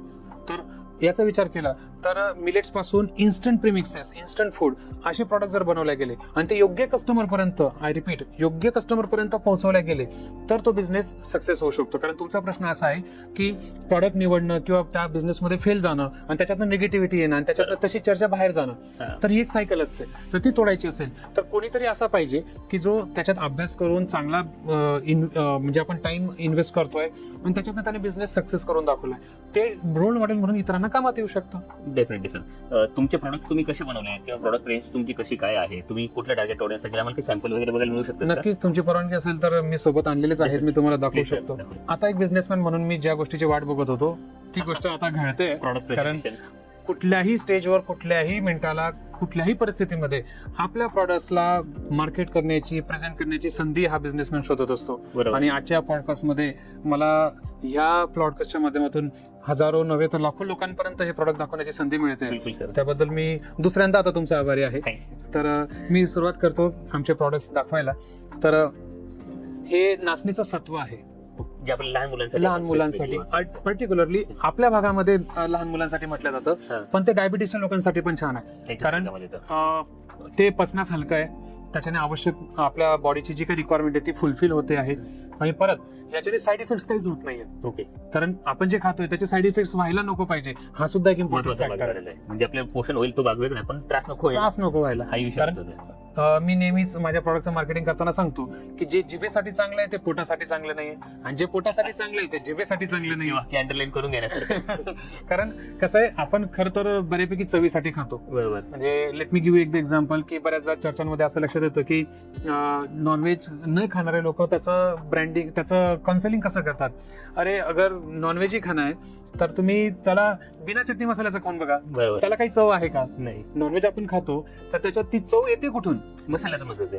तर तो एक मांसल भाग आहे जो काही आहे, त्याला आपण चटणी मसाला काही वेगवेगळ्या प्रकारचं काहीतरी त्याच्यात ऍड करतो म्हणून त्याला चव येते. बरोबर. तर त्याचे फायदे जसे आहेत तसे त्याचे तोटे पण आहेत. कारण चवीला चांगलं लागतंय, पण चवीला चांगलं लागण्यासाठी त्याच्यामध्ये काही अति प्रमाणात टाकलं जातं, काही जास्त तळलं जातं वगैरे वगैरे. तर म्हणून मी म्हटलो की आपण जे खातो त्याचे साईड इफेक्ट्स व्हायला नको, त्याने चुकीचं आपल्या शरीरामध्ये काही करायला नको, म्हणून नाचणी किंवा जे काही आपण भरड धान्य म्हणतोय, तृणधान्य म्हणतोय, तर त्याच्यानुसार आपल्याला त्याचे साईड इफेक्ट होणार नाही एवढी गॅरंटी नक्की. खूपच म्हणजे सुंदर पॅकेजिंग केलेलं आहे सरांनी, आपण बघू शकतात तिथे. आणि प्रीमियम पॅकेजिंग आहे की जे लोकांना आवडू शकतं. कलर्स कॉम्बिनेशन खूपच सुंदर आहेत. मला तुमचा लोगो खूप आवडला सर तिथे. दिलसन्स, तुम्ही जसं सांगितलं की वडिलांचं नाव आणि तुम्ही त्यांचे मुलं, म्हणजे वडिलांचं नाव दिलीप आणि त्यांचा मुलगा म्हणून दिलसन्स हे नाव ठेवलं तिथे. आणि लोगो मध्ये जर तुम्ही इथे बघाल तर या ठिकाणी एक वडील आहेत आणि ते लहान मुलाचा हात धरून उभे आहेत तिथे. अशा पद्धतीने लोगो मध्ये त्यांनी घेतलेलं आहे. सुंदर, खूपच छान पॅकेजिंग केलेली सर तिथे. अजून कुठली प्रोडक्ट्स आहेत तुमचे? तर हे नाचणी सत्व आहे, त्याच्यामध्ये आम्ही वेगवेगळे फ्लेवर्स आणलेत याच्यामध्ये पण. हो, जसं की लहान मुलांना थोडंसं चव आली पाहिजे म्हणून चॉकलेट टाकलं जातं. हे ड्रायफ्रुट्स आहेत, याच्यामध्ये ऍक्च्युअली काजू बदाम रोस्ट करून टाकले जातात. बऱ्याच ठिकाणी याचे इसेन्स मिळतात. जसं मार्केटमध्ये आपण जातो तशा बऱ्याच गोष्टी शिकायला मिळतात. तसं बऱ्याच ठिकाणी असं असतं की त्याची चव तशी लागेल पण ते नसणार, त्याला आपण इसेन्स म्हणतो. बरोबर. म्हणजे आता आपण मोस्टली आईस्क्रीम्स खातो तर प्रत्येक आईस्क्रीम मध्ये मँगो थोडी टाकलेला असतो, तो इसेन्स आहे. तर सिमिलरली मार्केटमध्ये जे ड्रायफ्रुट्स फ्लेवर विकला जातो तो फक्त इसेन्स असतो, ड्रायफ्रूट नसतात त्यामध्ये. आमचं प्रॉडक्ट जर गाळणीमध्ये गाळून घेतलं ड्रायफ्रुटचं तर त्याच्यातनं तुम्हाला काजू आणि बदामाचे तुकडे मिळतील एवढी आमची गॅरंटी. रिअल प्रोडक्ट्स त्याच्यावर Yes. आहेत आपण टाकलेले तिथे. तुम्ही जर मला अजून डिटेल सांगायला म्हणणार तर नाचणीच्या सत्वामध्ये फक्त नाचणी पीठ न ठेवता त्याच्यामध्ये आम्ही अश्वगंधा, शतावरी, वेखण, जायफळ हे सुद्धा प्रोडक्ट्स ऍड केलेत ओके. की जे व्हॅल्यू ऍडिशनचे अजून व्हॅल्यू ऍडिशन देत आहेत. कारण मुळात आपण कोविड पिरियड पासून बघितलं की अश्वगंधा, शतावरी किंवा जे काही इम्युनिटीला बूस्ट करू शकतं ते आपण आहारात घेतलं पाहिजे. तर लहान बाळाला आपले पूर्वज खूप हुशार होते, त्यांनी पिढ्यानपिढ्या हे सगळं जपलेलं होतं. लहान बाळाला आपल्याकडे वेखण, जायफळ असं उघडून चाटवलं जातं, टाकलेलं जातं. खाऊ घातलं जातं वेगवेगळ्या स्वरूपामध्ये. तर त्याचे फायदे आहेत म्हणून खाऊ घातलं बरोबर. जातं. झोप शांत आली पाहिजे. तर आजकाल आपण बघतोय की सोशल मीडिया, रील्स याचा सगळा जो अतिप्रमाणात वापर चाललाय तर त्याच्यावर नॉलेज येतं बरोबर. की तुम्ही रील्स कमी बघितली पाहिजे, तुमचा स्क्रीन टाइम कमी केला पाहिजे. पण मुळात हे सुद्धा त्या सोशल मीडियाच्या रील्स मध्ये येतं. ही मोठी शोकांतिका आहे. बरोबर. ते आपल्याला वाचनात आलं पाहिजे. Yes, sir. तर सांगायचा मुद्दा असा की वेखण, जायफळ, अश्वगंधा, शतावरी असे व्हॅल्यू ऍडेड प्रोडक्ट्स ह्या नाचणी सत्वमध्ये आम्ही ऍड केलेले आहेत. त्याचं सोर्सिंग आम्ही जास्तीत जास्त चांगल्या प्युअर सोर्सेस पासून म्हणजे आयुर्वेदिक डॉक्टरांकडनं आम्ही विचारलं की तुम्ही जर हे प्रोडक्ट बनवायचे असेल तर कुठून आणतात अश्वगंधा, शतावरी वगैरे. तर ते जिथं मूळ उत्पादन होतं तिथून आम्ही प्रोक्युअर करतो. बरोबर. म्हणजे बऱ्याचदा असं होतं की रॉ मटेरियलची किंमत is equal to transportation cost तरी सुद्धा आम्ही ते करत Purchase असतो. करतो. Yes. म्हणजे त्याच जागेवरून purchase कारण तेच करतो. प्रॉडक्टचं युएसपी बनतं. Yes, sir. तर तुम्ही पॅकेजिंग बघत असाल तर त्याच्यावर आमचं ब्रँड नेम आहे, कंपनीचं नाव, लोगो आहे आणि शासकीय नियमानुसार नाचणी सत्व किंवा बेबी फूडवर कुठल्याही प्रकारचा बाळाचा फोटो नसला पाहिजे बरोबर. किंवा त्याच्यावर प्रिकॉशन म्हणून दिलेलं पाहिजे की कुठल्या एज ग्रुपच्या बाळाला ते Suitable होईल. असतं, हा. सुटेबल असतं. आम्ही त्याच्यात प्रोसेस दिलेली आहे, कंपनीचे सगळे डिटेल्स दिले आहेत. जे शासनाच्या नियमानुसार फूड लायसन्स FSSAI च्या नियमानुसार आवश्यक आहे, न्यूट्रिशन इन्फॉर्मेशन देणं, कस्टमर केअर नंबर देणं, अलर्जी अलर्ट देणं, आम्ही सगळं त्याच्यावर मेन्शन केलं. हे स्वतः वाचल्याने शक्य होतं. त्याच्यामुळे मी सगळ्या नवउद्योजकांना आवर्जून सांगेन की सेल्फ स्टडी करा, फक्त डिपेंड राहू नका. नक्कीच कन्सल्टंटची मदत घ्या, परंतु त्यांनी सांगितलेल्या गोष्टी क्रॉस चेक करा. Cross check करा. त्याचा जो काही रेफरन्स असेल, मी बऱ्याचदा काही वाचनात आलं तर त्याचे रेफरन्सेस असतात. जनरली आपण गुगल करतो तर खाली रेफरन्सेस असतात, त्या रेफरन्सेसवर जायला पाहिजे. त्या ठिकाणी शोध निबंध असतात, त्याच्यामध्ये अजून रेफरन्सेस असतात. त्याचं जेवढं शक्य असेल, कारण माझं फार्मास्युटिकल बॅकग्राऊंड असल्यामुळे मला त्याच्यातलं कळतं. नो हवं आहे म्हणून मी त्याच्यात इन्व्हॉल्व्ह होतो. आणि त्याच्याने आपलं नॉलेज अपग्रेड होतं. ज्याच्याकडे नॉलेज आहे त्याला सहजासहजी कोणी हरवू शकत नाही. तर मगाशी मी तुम्हाला नाचणी सत्व हे प्रोडक्ट दाखवलं, जी सर. तर ते रेडी टू कुक ह्या सेगमेंट मधलं आहे. आणि ते जेव्हा मार्केटमध्ये गेलं तेव्हा आम्हाला लक्षात आलं की रेडी टू कुक पेक्षा रेडी टू ईट याला अजून चांगला डिमांड येऊ शकतो. कारण मुळात आमचा टार्गेट कस्टमर जो आहे तो थोडासा मेट्रो सिटीजमध्ये किंवा निम शहरी भागामध्ये आहे की ज्यांच्याकडे वेळेची कमी आहे, ज्यांच्याकडे जागेची एक कमी आहे, की मोस्टली आता नाचणी सत्व बनायचं असेल तर ते पाण्यात भिजवणं, त्याला कपड्यात बांधून ठेवणं, त्याला मोड आणणं, तर ह्या शक्य गोष्टी नाहीये. शक्य होत नाही. म्हणून मग मेट्रो सिटीमध्ये आमचा तो टार्गेट कस्टमर आहे. आणि टार्गेट कस्टमर असा आहे पुन्हा की तो बिझी आहे, त्याला इतका वेळ देणं शक्य नाही आहे. नाहीये. म्हणून मग आम्ही नाचणी किंवा मिलेट्स रेडी टू ईट या सेगमेंटमध्ये काय जाता येईल तर आम्ही नाचणी बिस्किट ह्या प्रॉडक्टला सुरुवात केली. Yes. त्याच्यात आम्ही फ्लेवरिंग केलेलं आहे. आता हा ड्रायफ्रूट फ्लेवर हा, आहे, हा. पुन्हा नाचणी सत्वसारखंच याच्यामध्ये तुम्हाला काजू बदाम असे दिसते, दाणे स्प्रिंकल दिसतात. केलेले दिसतात, हा, हा. की जसं आम्ही वरती ते आहे चित्र. डो मध्ये टाकलेले असतात Yes, sir. त्याच्यामुळे ते दिसतात. Okay, good. तर हे नाचणी बिस्किट आहे की जे पूर्णपणे मैदा विरहित आहे. मोस्टली मार्केटमध्ये मी जो काही स्टडी केलेला आहे, नाचणी बिस्किटच्या नावाने नाचणी कुकीज, आपल्या भाषेमध्ये नानकटाई आपण ज्याला म्हणतो, हा, हा. जी की मैद्याची बनलेली असते, ती खाऊ घातली जाते. आणि आता बरेच म्हणजे मी बिस्किटचे लहान मुलांसाठी जेव्हा पॅकेट आणत होतो तेव्हा स्पेसिफिकली इंग्रेडियंट्स मध्ये त्याच्यामध्ये गहू पण होते आणि मैदा पण होता. त्याच्यात दोघी कॉम्बिनेशन मध्ये पॅकेटवर मेन्शन केलं बरोबर. जाईल इंग्रेडियंट्स मध्ये. मी नाचणी बिस्किट बनवायच्या वेळेस बिस्किट आणि कुकीज मध्ये फरक काय इथून सुरुवात केली. तर बरोबर. मोस्टली मला जे लक्षात आलं की गोल जे असतात ते नानकटाई किंवा कुकीज असतात, ज्या की ऍडिशनल शुगर विथ मैदा असतात. Yes. आणि biscuit as compare to that, हा. मी असं म्हणत नाही की हे खूप चांगलं आहे त्याच्या कम्पॅरिझन मध्ये, पण त्याच्यामध्ये मैदा असेल नसेल तर तो फरक पडतो. तसं हे नाचणीचं बिस्किट मुळात मिलेटचे फायदे, पुन्हा मैदा नसल्याचा फायदा, पुन्हा शुगर ऑप्टिमम की जेवढी खाण्याला किंवा चवीला चांगली वाटली पाहिजे तेवढंच तेवढीच. आम्ही मेंटेन केलेले आहे. हा. कुठलाही प्रिझर्वेटिव्ह ऍड केलेला नाहीये. पुन्हा याच्यामध्ये सुद्धा आम्ही अश्वगंधा, शतावरी कमी प्रमाणात टाकलेला आहे. Yes, sir. त्याच्यामुळे त्याचे जे काही बेनिफिट्स मिळायला हवेत ते याच्यामधून मिळणारच. हा तुमचा ड्रायफ्रूट ड्रायफ्रूट फ्लेवर हा chocolate flavor. ओके. तिथे अजून कुठले प्रोडक्ट्स असतात तुम्ही दाखवू शकता? हो, आम्ही त्याच्यामध्ये स्टेप बाय स्टेप जसं आम्हाला लक्षात आलं की आपल्याला अजून पुढे जाता येईल तर मग नाचणी सत्व एक सेगमेंट झाला, नाचणी बिस्किट एक झालं, परंतु अजून असं काहीतरी पाहिजे की जे ट्रायल म्हणून करता येईल, स्नॅक्स म्हणून करता येईल. तर मग आम्ही नाचणीची इडली बनवली. ओके. तर याच्यामध्ये रेडलेचे पीठ आहे की पीठ आहे. ओके, याच्यामध्ये फक्त पाणी टाकायचं आणि बनवायचं आहे. एवढंच फक्त. येस. हा. बाकीचे जे काही प्रोडक्ट आहेत मार्केटेड त्याच्यामध्ये बऱ्यापैकी त्याच्यामध्ये ऍडिशन काहीतरी करावं लागतं, सोडा टाकावा लागेल किंवा काहीतरी टाकावं लागेल. पण आम्ही याला पूर्ण R&D करून रेडी टू कुक ह्या सेगमेंटमध्ये आणलं. फक्त you have to just add water, just make it batter आणि तुम्हाला लगेच त्याला स्टीमिंगला ठेवते. बरं, इडली सहज बनतील. म्हणजे एक Yes. वेळचा नाश्ता आपला सहज पद्धतीने होऊ शकतो. आणि हे खाल्ल्यानंतर जे पोट भरल्याचं आणि पोट साफ होण्याचं जे फिलिंग आहे ते खरंच रेग्युलर इडलीच्या याच्याने येत नाही. नाही. येस. त्याच्याने न्यूट्रिशनल कॉम्पोजिशन म्हणजे जे काही बॉडीची रिक्वायरमेंट आहे ते कम्प्लीट होतं आणि पुन्हा डायजेशन चांगलं राहतं. माझ्या अभ्यासानुसार आज जे काही आपले लाईफस्टाईल डिसऑर्डर्स आहेत त्याच्यातले 70% फक्त पोटावरनं डिपेंड होतात, पोटाच्या आजारावरनं किंवा डायजेशनमुळे होणारे आहेत. तर एवढं डायजेशनचं महत्व आहे. कारण आपण रोज खातो, आता खातो तर त्याचं डायजेशन व्हायलाच हो. पाहिजे. तर डायजेशन जर प्रॉपर नाही झालं तर आपली सगळी सिस्टम बिघडते. बरोबर. म्हणून डायजेशन चांगल्या प्रकारे होऊ शकेल जे असं जे असेल त्याला भविष्यामध्ये चांगले दिवस असेल. प्रिपेअर केलं पाहिजे. येस. तर नाचणीची इडली आम्ही बनवली. त्याच्यानंतर अजून इनोव्हेटिव्ह प्रॉडक्ट आम्ही बनवलंय, नाचणीचा राईस. हो. कारण तांदूळ. येस, तांदूळ तो पण नाचणीचा. हा, हा.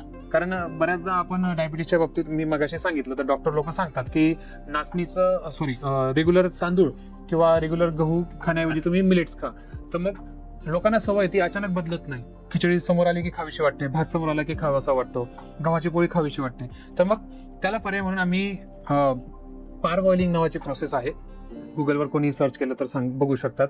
त्याच्याने नाचणीचं जे धान्य आहे त्याला आपण राईस ह्या सेगमेंटमध्ये आणू शकतो. Okay. तसं आम्ही याला R&D केलेलं आहे. Yes, sir. याची खिचडी बनवा, याचा भात बनवा, जे रेग्युलर तांदूळाचे जे प्रकार करता येतील ते सगळे सगळं बनवतो करा. तिथे. याच्या कॉस्टिंग मध्ये आणि तांदूळाच्या कॉस्टिंग मध्ये किती फरक फरक आहे, फरक आहे. हे थोडं कारण कॉस्टली जाईल. हो, हे कॉस्टली जाईल. Yes. कारण सुरुवातीला काय होतं, म्हणजे मी ज्यावेळेस हा व्यवसाय सुरू केला त्यावेळेस माझी पहिली खरेदी मला आठवते 24 रुपये प्रति किलोने मी खरेदी केली होती नाचणी. नाचणी. हा. आणि आता शेवटची मी लेटेस्ट जी खरेदी केलेली आहे ती 55 रुपये किलोने केलेली आहे. दुप्पट पेक्षा जास्त Yes. पडलं. फक्त गेल्या 3.5-4 वर्षामध्ये हा फरक झालेला आहे. म्हणजे एवढं डिमांड किंवा एवढं मार्केट त्याचं बदललंय. बदललंय तिथे. त्याच्यामुळे व्हॅल्यू ऍडिशन आणि त्याच्यात त्याची कॉस्टिंग असा प्रकार होतो आहे. त्याच्यानंतर पुढचा एक आम्ही नाचणीवर डिपेंड राहता अजून पुढे जायचं ठरवलं तर मग आम्ही ज्वारीचे प्रोडक्ट सुरू करतोय. त्याच्यात ज्वारीची इडली आम्ही ऑलरेडी मार्केटमध्ये लॉन्च केलेला आहे. तर जसं नाचणीची इडली डेव्हलप केली तशीच आम्ही नाचणीची पण इडली डेव्हलप केली. म्हणजे नाचणीची इडली थोडीशी लालसर दिसते आणि हे पूर्ण व्हाईट White, आपल्याला white. ज्वारीची इडली. तांदळाच्या पिठासारखेच दिसते. हा, तांदळाच्या पिठासारखीच दिसते. Okay, good. छान छान. त्याच्यानंतर अजून लहान मुलांना आवडणारा प्रॉडक्ट म्हणून डोसा. हो. आणि महिलांनाही आवडणारा, कारण करायला सोपं सोपा. आणि आवरायलाही सोपं, म्हणून मग नाचणीचा डोसा आम्ही डेव्हलप केला. ह्या सगळ्या प्रोडक्ट्स मध्ये कुठल्याही प्रकारचा केमिकल प्रिझर्वेटिव्ह नाही, कुठल्याही प्रकारचे केमिकल इन्ग्रेडियंट नाही. जसं की मोस्टली याच्यामध्ये जर फ्लेवरिंग इसेन्स वगैरे आणायचं असेल, हा फक्त आम्ही निंबू सत्व वापरतो की जे काही अति कॉन्शियस लोकांसाठी चॅलेंजिंग असतं की ते म्हणतात की नाही हे तर सायट्रिक ऍसिड आहे. बरोबर. तर त्याला काही पर्याय नाही, कारण त्याला जर लिंबूचं काही त्याला टेस्ट आणायची असेल किंवा त्याला टेस्ट बदलवायची असेल तर त्याला आपल्याला ह्या आवश्यक जावं आहे त्या ठिकाणी तिथे. ओके. पण त्यात चांगल्या सोर्सेस पासून आम्ही ते घेत असतो. आणि अजून जसं मार्केटमध्ये आम्ही पुढे गेलो तसं आम्हाला लक्षात आलं की अजून काहीतरी व्हॅल्यू ॲडिशन असलं पाहिजे. एका प्रॉडक्टवर डिपेंड राहून उपयोग नाही, कारण त्या प्रॉडक्टला काही अडचण आली किंवा त्या प्रॉडक्टचं ऍक्सेप्टन्स नाही आलं तर मग आपले प्रयत्न फेल जातात. म्हणून जसं वॉरन बफेटनी म्हटलंय की never put all eggs in one basket. तर आम्ही सगळी मेहनत एका प्रॉडक्टवर न ठेवता सगळ्या प्रॉडक्ट्सला हळूहळू डेव्हलप करत गेलो, स्टेप बाय स्टेप डेव्हलप करत गेलो. आणि मग आम्ही आता नाचणीचा रवा आणलेला आहे. येस. तर ह्या रव्यापासून तुम्ही रेग्युलर गव्हाच्या रव्यासारखं काही बनवू शकतात. उपमा शिरा बनवू वगैरे, शकता, उपमा शिवा वगैरे उपमा सगळं. सगळं बनवू शकतो. हे हेल्दी पण आहे, टेस्टी पण आहे आणि न्यूट्रिशनल आहे. ग्रेट. येस. म्हणजे सगळ्या प्रोडक्ट्सला आपण बायपास इतर प्रोडक्ट्स आपण तयार केलेले आहेत येस. तिथे. म्हणजे आम्ही काय स्टडी केलं की आपल्या किचनमध्ये काय काय असतं. आपल्या किचनमध्ये धान्य असतं, आपल्या किचनमध्ये पीठ असतं, आपल्या किचनमध्ये इन्स्टंट प्रीमिक्स असतं.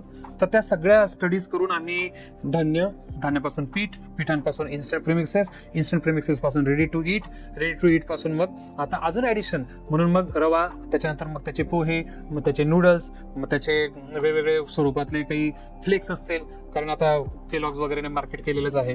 तर मग मिलेटचे फ्लेक्स हे आम्ही आता स्टेप बाय स्टेप आणतोय. ग्रेट. सुंदर सर. तिथे सर आपण पुढच्या सेगमेंटकडे Yes. बोलूया. तिथे आता रॉ मटेरियलच्या बाबतीमध्ये तुम्ही सांगितलं की शेतकऱ्यांकडून तुम्हाला ते नाचणी मिळवणं, ह्या सगळ्या गोष्टी मिळवणं बऱ्यापैकी टफ होतात. त्याच्या बाबतीत स्टोरी वगैरे तुम्ही या सगळ्या गोष्टी शेअर केल्या तिथे. तर तुम्हाला रॉ मटेरियल खरेदी करताना तुम्ही त्याची क्वालिटी कशी तपासता, त्याचं मॉइश्चर असेल किंवा त्याच्यात इतर काही इन्ग्रेडियंट्स असतील तुमच्या तपासण्याचे, ते कुठल्या गोष्टी तपासून घेतात तुम्ही? ओके, आमचे रॉ मटेरियल जे आहे ते वेगवेगळ्या स्वरूपातले आहेत. जसं की मुळात ही सगळी जी प्रोसेस करायची ती सगळी धान्यावर करायची. तर मग नाचणी, ज्वारी, बाजरी घेताना त्याची जी ग्रेडिंग केली जाते की त्याचं टेक्स्चर कसं आहे, त्याची दाण्याची साईज कशी आहे, आणि पुन्हा जे काही आम्हाला अनुभवानुसार त्याचं कंटेंट कळतं की बाबा याच्यापासून इतकं प्रॉडक्ट इतकं आउटपुट मिळू शकतं, तसं आम्ही ते सिलेक्ट करतो. याच्या व्यतिरिक्त जे केमिकल कॉम्पोनंट्स आहेत तर मग ते सुद्धा चांगल्या कंपन्यांकडनं घेणं, ओके. कारण स्वस्त मिळतं पण मग ते चांगलं नसणार, म्हणून मग आम्ही थोडं महाग जातं, त्याच्याने आमचं मार्जिन कमी होतं. पण आम्हाला मार्केटमध्ये जायचं असेल, राहायचं असेल, टिकायचं असेल तर आम्हाला क्वालिटी कॉम्प्रोमाइज करून चालणार नाही. हे खूप लोकांनी सांगितलंय, आमचंही तेच मत आहे आणि अनुभव पण तेच सांगतो. म्हणून मग चांगल्यात चांगल्या क्वालिटीचं प्रॉडक्ट प्रोक्युअर करणं, त्याची चांगली सोर्सेस शोधणं, वेंडर शोधणं, त्यांच्यापर्यंत पोहोचणं, त्यांच्याशी निगोशिएशन्स करणं आणि त्याची आल्यानंतर पुन्हा इन हाऊस क्वालिटी चेक करणं, ह्या सगळ्या प्रोसेसमधून आम्ही रॉ मटेरियल्सला घेतो. खरेदी करण्याचं. आणि जसं आता तुम्ही म्हणतात की मॅक्झिमम वेळेस तुम्ही प्रयत्न करतात की शेतकऱ्याकडूनच थेट खरेदी केली पाहिजे, डायरेक्ट व्यापाऱ्याकडून किंवा इतर कोणाकडून खरेदी न करता. Yes. याच्या मागची तुमची भूमिका काय आहे आणि हे करणं कितपत तुम्हाला शक्य होतं, म्हणजे टफ अडचणीचं जातं काय? सर, सुरुवात मी याच्याकरता म्हणतो की अल्दो आम्हाला आता याच्यात 6 ते 7 वर्ष होत आलेत, परंतु अजूनही आमचा टर्नओव्हर काही लाखो किंवा करोडो टनाचा झालेला नाही. आम्ही अजून टनाच्याच, म्हणजे महिन्याला आम्ही टनाच्या जवळपास जातो. तर मग ही रिक्वायरमेंट खूप छोटी आहे एखाद्या बिझनेसच्या दृष्टीने. बरोबर. तर मग ही रिक्वायरमेंट आमची शेतकऱ्यांकडनं फुलफिल होऊन जाते. आम्ही व्यापाऱ्यांकडे का नाही जात, कारण व्यापाऱ्यांकडे क्लीन प्रॉडक्ट किंवा दिसायला चांगलं असं प्रॉडक्ट मिळेल, परंतु त्याची किंमत जास्त असते. बरोबर. शेतकऱ्यांकडे गेल्यानंतर त्याची किंमत व्यापाऱ्यापेक्षा कमी असते. दुसरं, शेतकऱ्याला व्यापाऱ्याला जी किंमत मिळते त्याच्यापेक्षा जास्त किंमत आम्ही देऊ शकतो, हो हो. कारण आम्ही डायरेक्ट एंड युजर आहोत. आम्ही काय- मिडलमॅन कमी केलं तर त्याला शेतकऱ्यालाही फायदा होईल. जो व्यापारी त्याचं कमिशन किंवा त्याचं जे काही मेहनत काढतोय ती वजा जातं, त्याच्यातला काही पोर्शन आम्ही शेतकऱ्याला देऊ शकतो. शेतकरी जर व्यापाऱ्याला समजा 10 रुपयाला देत असेल आणि व्यापारी जर आम्हाला 15 रुपयाला देत असेल तर आम्ही शेतकऱ्याकडनं 12 रुपयाला घेतोय.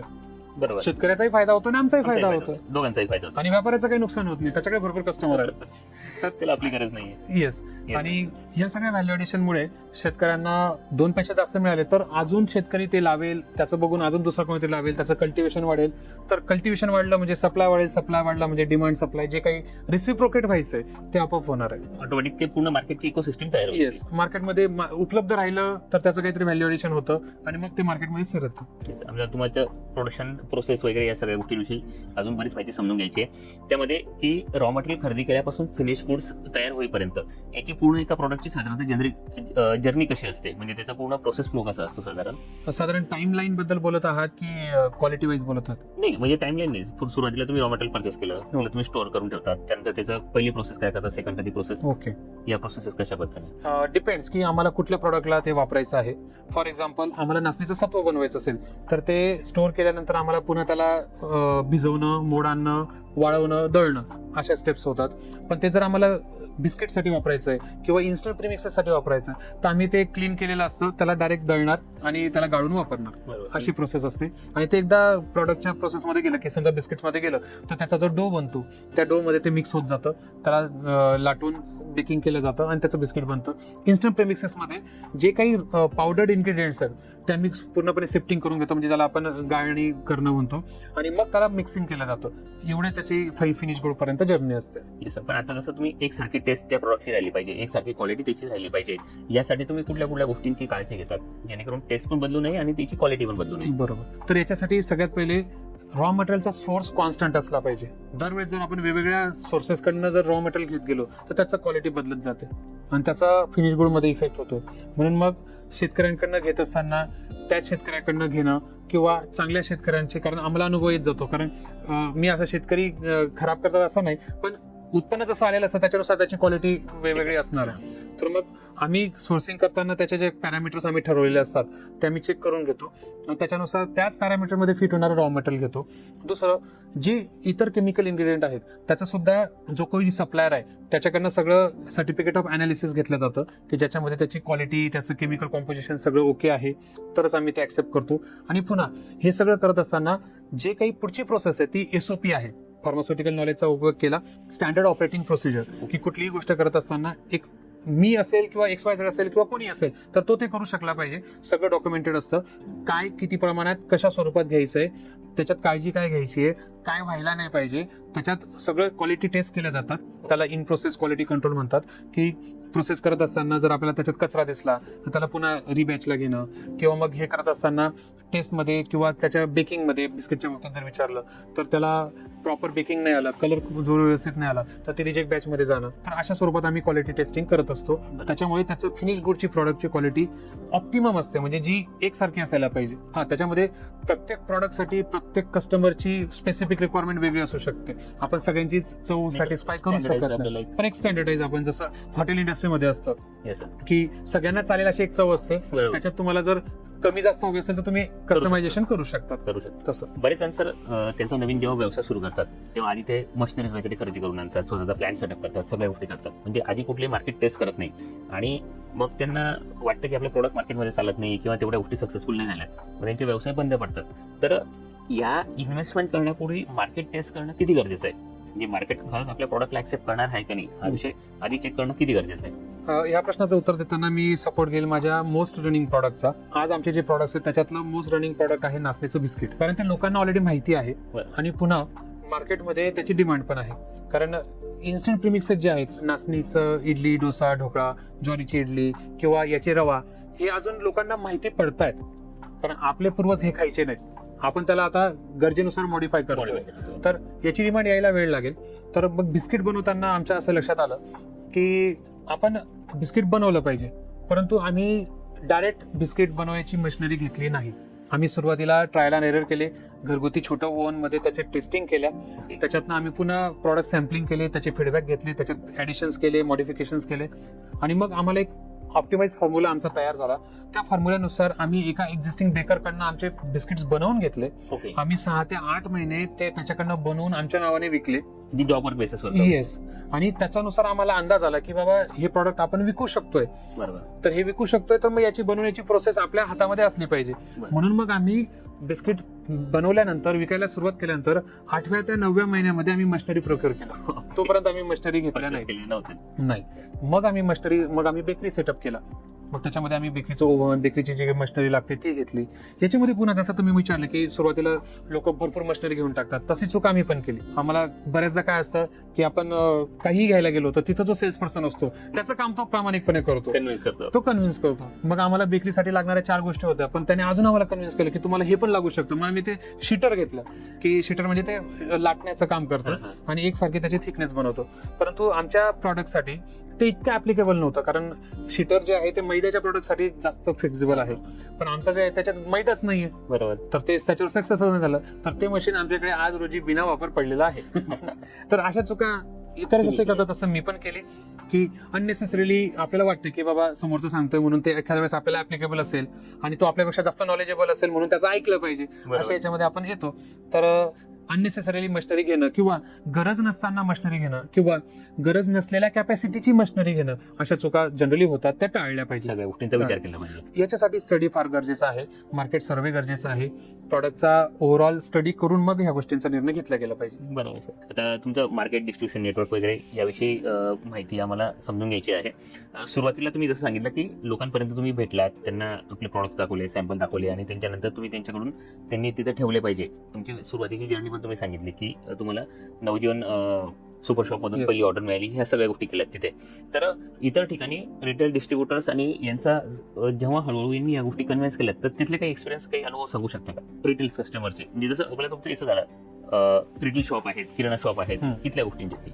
ओके. तर आमच्या असं लक्षात आलं की आम्ही हे जे प्रॉडक्ट बनवतोय आणि विकण्याचा प्रयत्न करतोय, तर याला वेगवेगळ्या सेगमेंटमध्ये जावं लागेल.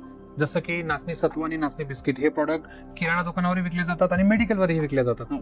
तर दोघं सेगमेंटमध्ये आम्हाला काम करायचं. तर FMCGचा सेगमेंट पूर्ण वेगळा आहे, फार्मास्युटिकल सेगमेंट वेगळा आहे, त्या मार्केटच्या टर्म्स कंडिशन वेगळ्या आहेत. कारण फार्मा सेक्टरमध्ये गेलं तर तिथं 1 महिना 2 महिना उधार, इथं FMCG म्हणजे किराणा लाईनीत आलो तर आपण बिल टू बिल, अशा वेगवेगळ्या सिनारिओमध्ये काम चालतं. तर वेगवेगळ्या रिटेलर्सने आम्हाला वेगवेगळे फीडबॅक दिले, त्याच्यानुसार मग आम्हाला बऱ्याच लोकांनी चांगला फीडबॅक पण दिला की तुमचे प्रॉडक्ट चांगले आहेत, तुम्ही अशा पद्धतीने मार्केटिंग करा, किंवा आमच्या इथं स्टॉल लावा, आमच्याकडे ह्या दिवशी गर्दी असते, ह्या टायमाला गर्दी असते, किंवा तुमच्या प्रॉडक्टचे सॅम्पल आमच्याकडे द्या, आमच्याकडे जर कोणी 1000 रुपयाची खरेदी केली तर आम्ही त्याला तुमचे प्रॉडक्ट सॅम्पल फ्री देऊ, वगैरे वगैरे. असं करत करत आम्हाला त्याच्यामध्ये चांगल्या प्रकारे पुढे जाण्याची संधी मिळाली. आता तुमचं 14 जिल्ह्यांमध्ये, महाराष्ट्रातल्या 14 जिल्ह्यांमध्ये 50 पेक्षा जास्त डिस्ट्रीब्युटर आहेत Yes. तिथे. तर ही सगळी तुम्ही डिस्ट्रीब्युशनची लाईन आणि चेन कशा पद्धतीने सांभाळता? साधारण याची डिस्ट्रीब्युटर मिळवणं हे सुद्धा मोठा चॅलेंजिंग जॉब होता. तर वेगवेगळ्या सोर्सेसचा वापर करून नंबर मिळवणं, त्यांचा इंटरेस्ट असेल तर त्यांचा वेळ घेणं, त्यांचा वेळ घेऊन त्यांना आपल्या प्रॉडक्टचं USP किंवा इतरांपेक्षा चांगलं काय आहे आणि त्यांना आपण काय चांगलं मार्जिन देऊ शकतो. कारण ऑब्व्हियसली तो डिस्ट्रीब्युटर आहे, त्याला पैसाही कमवायचा आहे, परंतु तो फक्त पैसा मिळतो म्हणून काही नाही विकणार, त्याला चांगल्या प्रॉडक्ट सोबत जोडायचं आहे. बरोबर. त्याच्यामुळे डिस्ट्रीब्युटर फार चुजी असतात की कुठल्या कंपनीचं प्रॉडक्ट घ्यायचं. ते पूर्ण स्टडी करतात की हा कुठून आलाय, याची कॅपॅसिटी किती आहे, हा रेग्युलर सप्लाय करेल का, प्रॉडक्ट विकल्या नाही गेलं तर रिटर्न एक्सपायरी घेईल का, अशा सगळ्या स्वरूपामध्ये. तर आम्ही सुरुवातीला धुळ्यात काम केलं. हळूहळू लक्षात आलं की धुळे आपण थोडंसं अजून निम शहरी भागात आहोत, आपल्याला अजून थोडंसं पुढे जावं लागेल. म्हणून मग आम्ही नाशिककडे गेलो, पुण्याकडे गेलो. पुण्यात दोराबजीजचे मोठे ब्रँडेड स्टोअर्स आहेत. तर त्या दोराबजीजकडे कोणीतरी आमच्या प्रॉडक्टचं माहिती दिली, कारण तेव्हा मिलेट्सचं थोडासा अवेअरनेस होत होता. त्यांच्याकडनं पण इन्क्वायरी आली, आम्ही सुद्धा फॉलोअप केला आणि मग विदाऊट एनी लिस्टिंग चार्जेस आज आमचे प्रॉडक्ट्स दोराबजीला अवेलेबल आहेत. हो, ग्रेट. जे की एका नवीन स्टार्टअप किंवा नवीन ब्रँडसाठी मोठी गोष्ट आहे. मोठी गोष्ट आहे. दोराबजीकडे येणारा जो कस्टमर आहे तो खूप चुजी कस्टमर आहे, की जो लेबल वाचून प्रॉडक्ट घेतो. बरोबर. तो आपल्यासारखा यादी बनवून प्रॉडक्ट घेणारा नाही. तर हा फरक पडतो. तर मग तिथं प्रॉडक्ट सर्व्हाइव्ह होणं. बऱ्याचदा असं व्हायचं की 1-2 कस्टमरचा तर आम्हाला असंही फीडबॅक आला की मर्चंडायझर दोराबजीच्या याच्यामध्ये जे ऑर्डर प्लेस करतात त्यांना मर्चंडायझर म्हणतात. तर त्यांचा आम्हाला फोन आला की सर तुमचं आमच्याकडे प्रॉडक्ट आहे, त्याच्यात एक कस्टमर आलेला आहे, त्याला काहीतरी त्याच्याकडे फंक्शन आहे आणि त्याच्यासाठी त्याला हे प्रॉडक्ट ठेवायचं आहे, तर तुम्ही त्याला बल्कमध्ये 50 नग 100 नग देऊ शकाल का? ओके. तर मग मी त्यांना सांगितलं की मी त्याला देण्याच्या ऐवजी तुम्हाला देतो, बरोबर. कारण त्याचं बिलिंग किंवा त्याचं सर्क्युलेशन जे आहे ते तुमच्या नावाने होईल. तर मग आम्ही तशा प्रोसेस अवेलेबल करून दिल्या. काही ठिकाणी कस्टमर असं म्हणायचे की आम्हाला दुकानावर जायची हे नाहीये, तुम्ही आम्हाला डायरेक्ट कुरिअर करतात का? मग आम्ही तसं डायरेक्ट कुरिअर पण करायला लागलो. तर जसं प्रॉडक्ट आवडायला लागलं, लोकांनी फीडबॅक दिला. त्याच्यातला एक इमोशनल एक चांगला फीडबॅक असा होता की आमचे कोणीतरी असंच नातेवाईक मुंबईला गेलेले होते आणि त्यांनी आमचं प्रॉडक्ट बघितलेलं होतं. तर त्यांना आमचं प्रॉडक्ट नाचणी सत्वाचं लेबल पॅकेट तिथं दिसलं आणि त्या ज्या कोणी त्यांच्या मैत्रीण होत्या, त्यांच्या हस्बंड होते, त्यांना कॅन्सर झालेला होता. तर कॅन्सरमुळे त्यांना डाएटचा प्रॉब्लेम होता, त्यांना पचायचं नाही आणि त्यांना असं लिक्विड किंवा सेमी लिक्विड असं पेज सारखंच खाऊ घालावं लागायचं. बरोबर. कारण त्यांना खायलाच अडचण होती. तर मग त्यांना कोणीतरी सांगितलं की नाचणी सत्व खाऊ घाला आणि लकीली आमचं प्रॉडक्ट त्यांना कुठून तरी मिळालं. आणि योगायोग असा की आमच्या नातेवाईक मॅडम त्यांच्याकडे गेल्या आणि मग त्यांनी फीडबॅक दिला. म्हणजे मागच्या 2 महिन्यापासून आम्ही प्रयत्न करत होतो की यांना काहीतरी खायला मिळालं पाहिजे, कारण त्यांना भूक लागायची पण खाता यायचं नाही. त्यांना आवडेल आणि त्यांची गरज भागेल असं काही मिळत नव्हतं. तर हे नाचणी सत्व आम्ही आणलं आणि त्या दिवसापासून त्यांनी खायला व्यवस्थित सुरुवात केली आणि त्यांची थोडीशी परिस्थिती म्हणजे तब्येतीच्या बाबतीत चांगली झाली असा त्यांनी फीडबॅक दिला. मग तो आम्हाला फार जेन्युइन वाटला की अरे यार, म्हणजे ज्याने अगदी स्ट्रगल करतोय जगण्यासाठी, त्याला जर आपल्या प्रोडक्टचा उपयोग होत असेल तर त्याच्यापेक्षा अजून काय सॅटिस्फॅक्शन. ही खूप मोठ्या समाधानाची बाब असते की आपण एक प्रॉडक्ट बनवलं आणि ते कोणाच्या आयुष्यात इतकं महत्वाचं ठरावं, Yes. इतकं इम्पॉर्टंट आणि ठरावं. त्याच्याने मोटिवेशन मिळतं की आपण अजून याला वेळ दिला पाहिजे, अजून याला आपण मार्केटमध्ये पेनिट्रेट केलं पाहिजे, की असे बरेच लोक असतील की त्यांच्यापर्यंत आपण अजून पोहोचलेलो नाही. तर त्याच्याने आम्हाला चांगला एक अनुभव आला. आणि सर, तुम्ही आता डिस्ट्रीब्युटर निवडताना किंवा या डिस्ट्रीब्युटरकडे जायचं आहे हे निवडताना तुम्ही काय काळजी घेतात? सुरुवातीला आमचा प्रयत्न असा असायचा की ज्याच्याकडे मोठ्या एजन्सी आहेत, मल्टीनॅशनल कंपनी जसं हिंदुस्तान युनिलिव्हर आहे, अमूलचं काम आहे, नेस्लेचं काम आहे, कोलगेटचं काम आहे, कारण त्यांच्याकडे जायचं आणि त्यांना सांगायचं. पण ते लोक आम्हाला उभंच नाही करायचे, कारण त्याचे कारण वेगळे असायचे. कारण मार्केटमध्ये असं आहे, डिस्ट्रीब्युटर्स लोक आता फक्त डिस्ट्रीब्युशनचं काम करतात. डिस्ट्रीब्युशनचं म्हणजे काय की ऑर्डर आलेली असेल ते पोहोचवायचं काम करतात. तर आम्ही डिस्ट्रीब्युटर असा शोधतो की ज्याचं पोट अपूर्ण भरलेलं आहे. पूर्ण पोट भरलेला आम्हाला उभं करत नाही, कारण तो मल्टीनॅशनल कंपनीसाठी काम करतोय, त्या कमी मार्जिनवर काम देतात आणि त्यांचं व्हॉल्यूम इतकं असतो की त्यांना दुसरं प्रॉडक्ट घ्यायला शक्य होत नाही. म्हणून मग आम्ही तो स्वतः मेहनत करतो, मार्केटमध्ये जातो किंवा त्याच्या टीमवर त्याचा कंट्रोल आहे किंवा जो इन्व्हॉल्ड आहे त्याच्या बिझनेस ऍक्टिव्हिटीमध्ये, असा डिस्ट्रीब्युटर आम्ही शोधतो. आम्ही मार्केटमधून माहिती गोळा करतो की मार्केटमध्ये ऍक्च्युअली कोण फिरतं, फीडबॅक कोण घेतो आणि मग त्या लोकांपर्यंत पोहोचतो, त्यांना कन्व्हिन्स करण्याचा प्रयत्न करतो. ज्यांच्याकडे डिस्ट्रीब्युटरशिपची कामं आहेत, ज्यांच्याकडे मॅनपॉवर आहेत आणि जे खरंच जेन्युइनली ह्या प्रॉडक्टला वेळ देऊ शकतील, कारण बिझनेस ग्रोथ करायचा असेल तर त्याला वेळ द्यावा लागतो. तर तो जो वेळ डिस्ट्रीब्युटर देऊ शकत असेल तसा आम्ही शोधण्याचा प्रयत्न करतो. बरोबर सर. आणि याच्या व्यतिरिक्त जसं सॅम्पलिंग आहे, एक्झिबिशन आहे, सोशल मीडिया, व्हॉट्सअप, फेसबुक किंवा इतर ऑनलाईन पद्धतीच्या माध्यमातून जे स्टँडर्ड पारंपरिक पद्धतीपेक्षा वेगळे आहेत अशा पद्धती पण तुम्ही वापरता का? हो, वापरतो. कारण आजच्या काळामध्ये मोस्टली ई कॉमर्स किंवा क्विक कॉमर्स झपाट्याने वाढत चाललेला आहे किंवा ऑलरेडी डेव्हलप झालेला आहे. तर आपण डिस्ट्रीब्युटरच्या माध्यमातून खूप जास्त डिपेंड राहू शकत नाही. कारण डिस्ट्रीब्युटर फक्त आपलं एक प्रोडक्ट घेऊन बसलेला नसतो. त्याच्याकडे 4 कंपन्या 10 कंपन्या असतात, त्यांचे 50 प्रॉडक्ट असतात.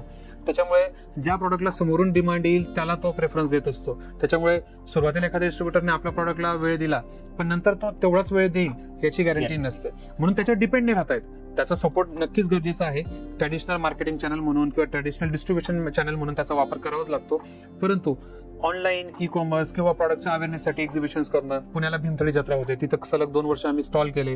5-5 दिवसाचे स्टॉल आम्ही इथून कर्मचारी घेऊन जायचो, तिथं लाईव्ह स्टॉल बनवायचो. त्याचे फोटोज व्हिडिओ आजही आम्ही बघतो. तर पुण्याचे लोक फार चोखंदळ आणि खवय्ये असतात. तर बऱ्याचदा वेटिंग असायचं तर आम्ही सांगायचो की सर अर्धा तास लागेल, तुम्हाला शक्य आहे का?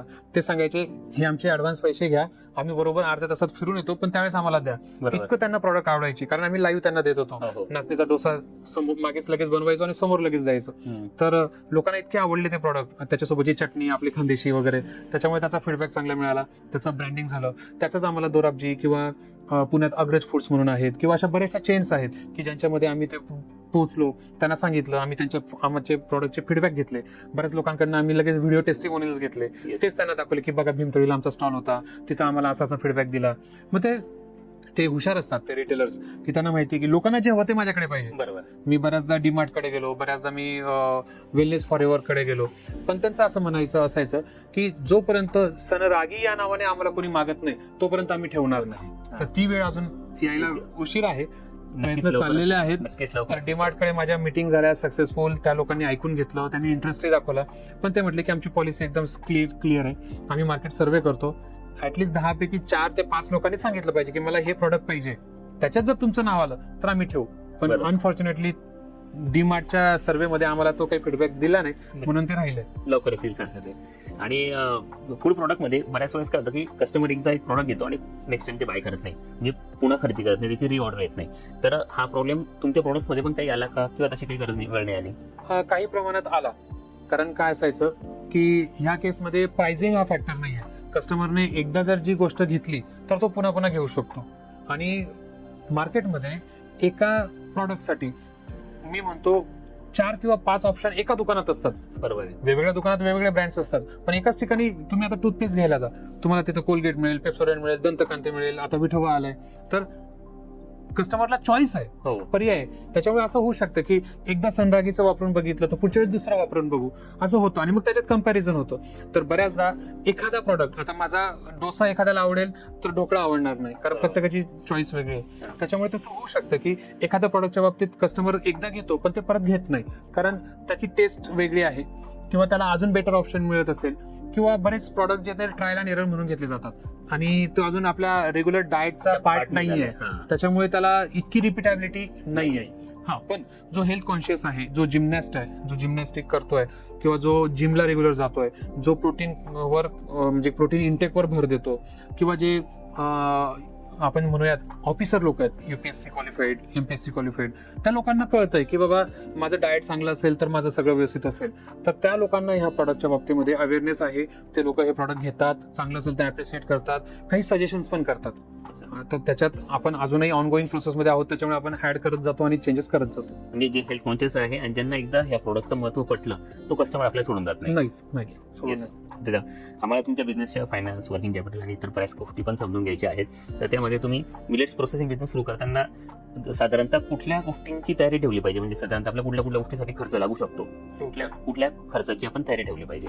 हा क्वेश्चन बऱ्यापैकी जनरलाइज असू शकतो की मिलेट प्रोसेसिंग युनिट याला आपण एक ॲग्रो बेस्ड प्रॉडक्ट किंवा ॲग्रो प्रोसेसिंग युनिट म्हणू शकतो, फूड इंडस्ट्री म्हणू शकतो.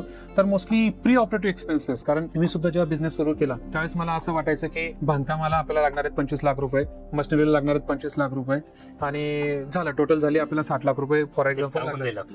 त्याच्यात काम होऊन जाईल. पण 25 लाख रुपयाची मशिनरी आणण्यासाठी त्याचं ट्रान्सपोर्टेशन कॉस्ट आपल्याला द्यावं लागतं. ते मशिनरी आल्यानंतर इन्स्टॉलेशन आपल्याला करावं लागतं. त्याच्यासाठी स्पेशलाइज इलेक्ट्रिक सप्लायज अपेक्षित असतात. ट्रान्सफॉर्मर घ्यावा लागतो. ट्रान्सफॉर्मर तर झालंच, पण पर्टिक्युलर ते मशीन व्यवस्थित चालावं म्हणून त्या क्वालिटीचं सगळं असावं लागतं, पॅनल्स वगैरे. तर ह्या गोष्टींचा विचार आपण सुरू करताना नसतो. तर प्री ऑपरेटिव्ह एक्सपेन्सेस हा एक मोठा हर्डल असतो. त्याच्याने बजेट बिघडत जातं. कारण मला जर 60 लाख रुपये लागणार असतील तर माझ्या डोक्यात असतं की मी 40 लाख रुपये बँकेकडनं घेईल, 10 लाख रुपये मी खिशातनं टाकेल. पण हे 10 लाख रुपये खिशातनं टाकायचे कधी 25 लाख होऊन जातात ते कळत नाही. कारण बांधकाम जरी करायचं असेल तर आपण बांधकामाच्या मटेरियलची कॉस्टिंग पकडतो, पण ते आणायचा खर्च पकडत नाहीत. मजुरी वगैरे जी असते ती व्हॅरिएबल असते.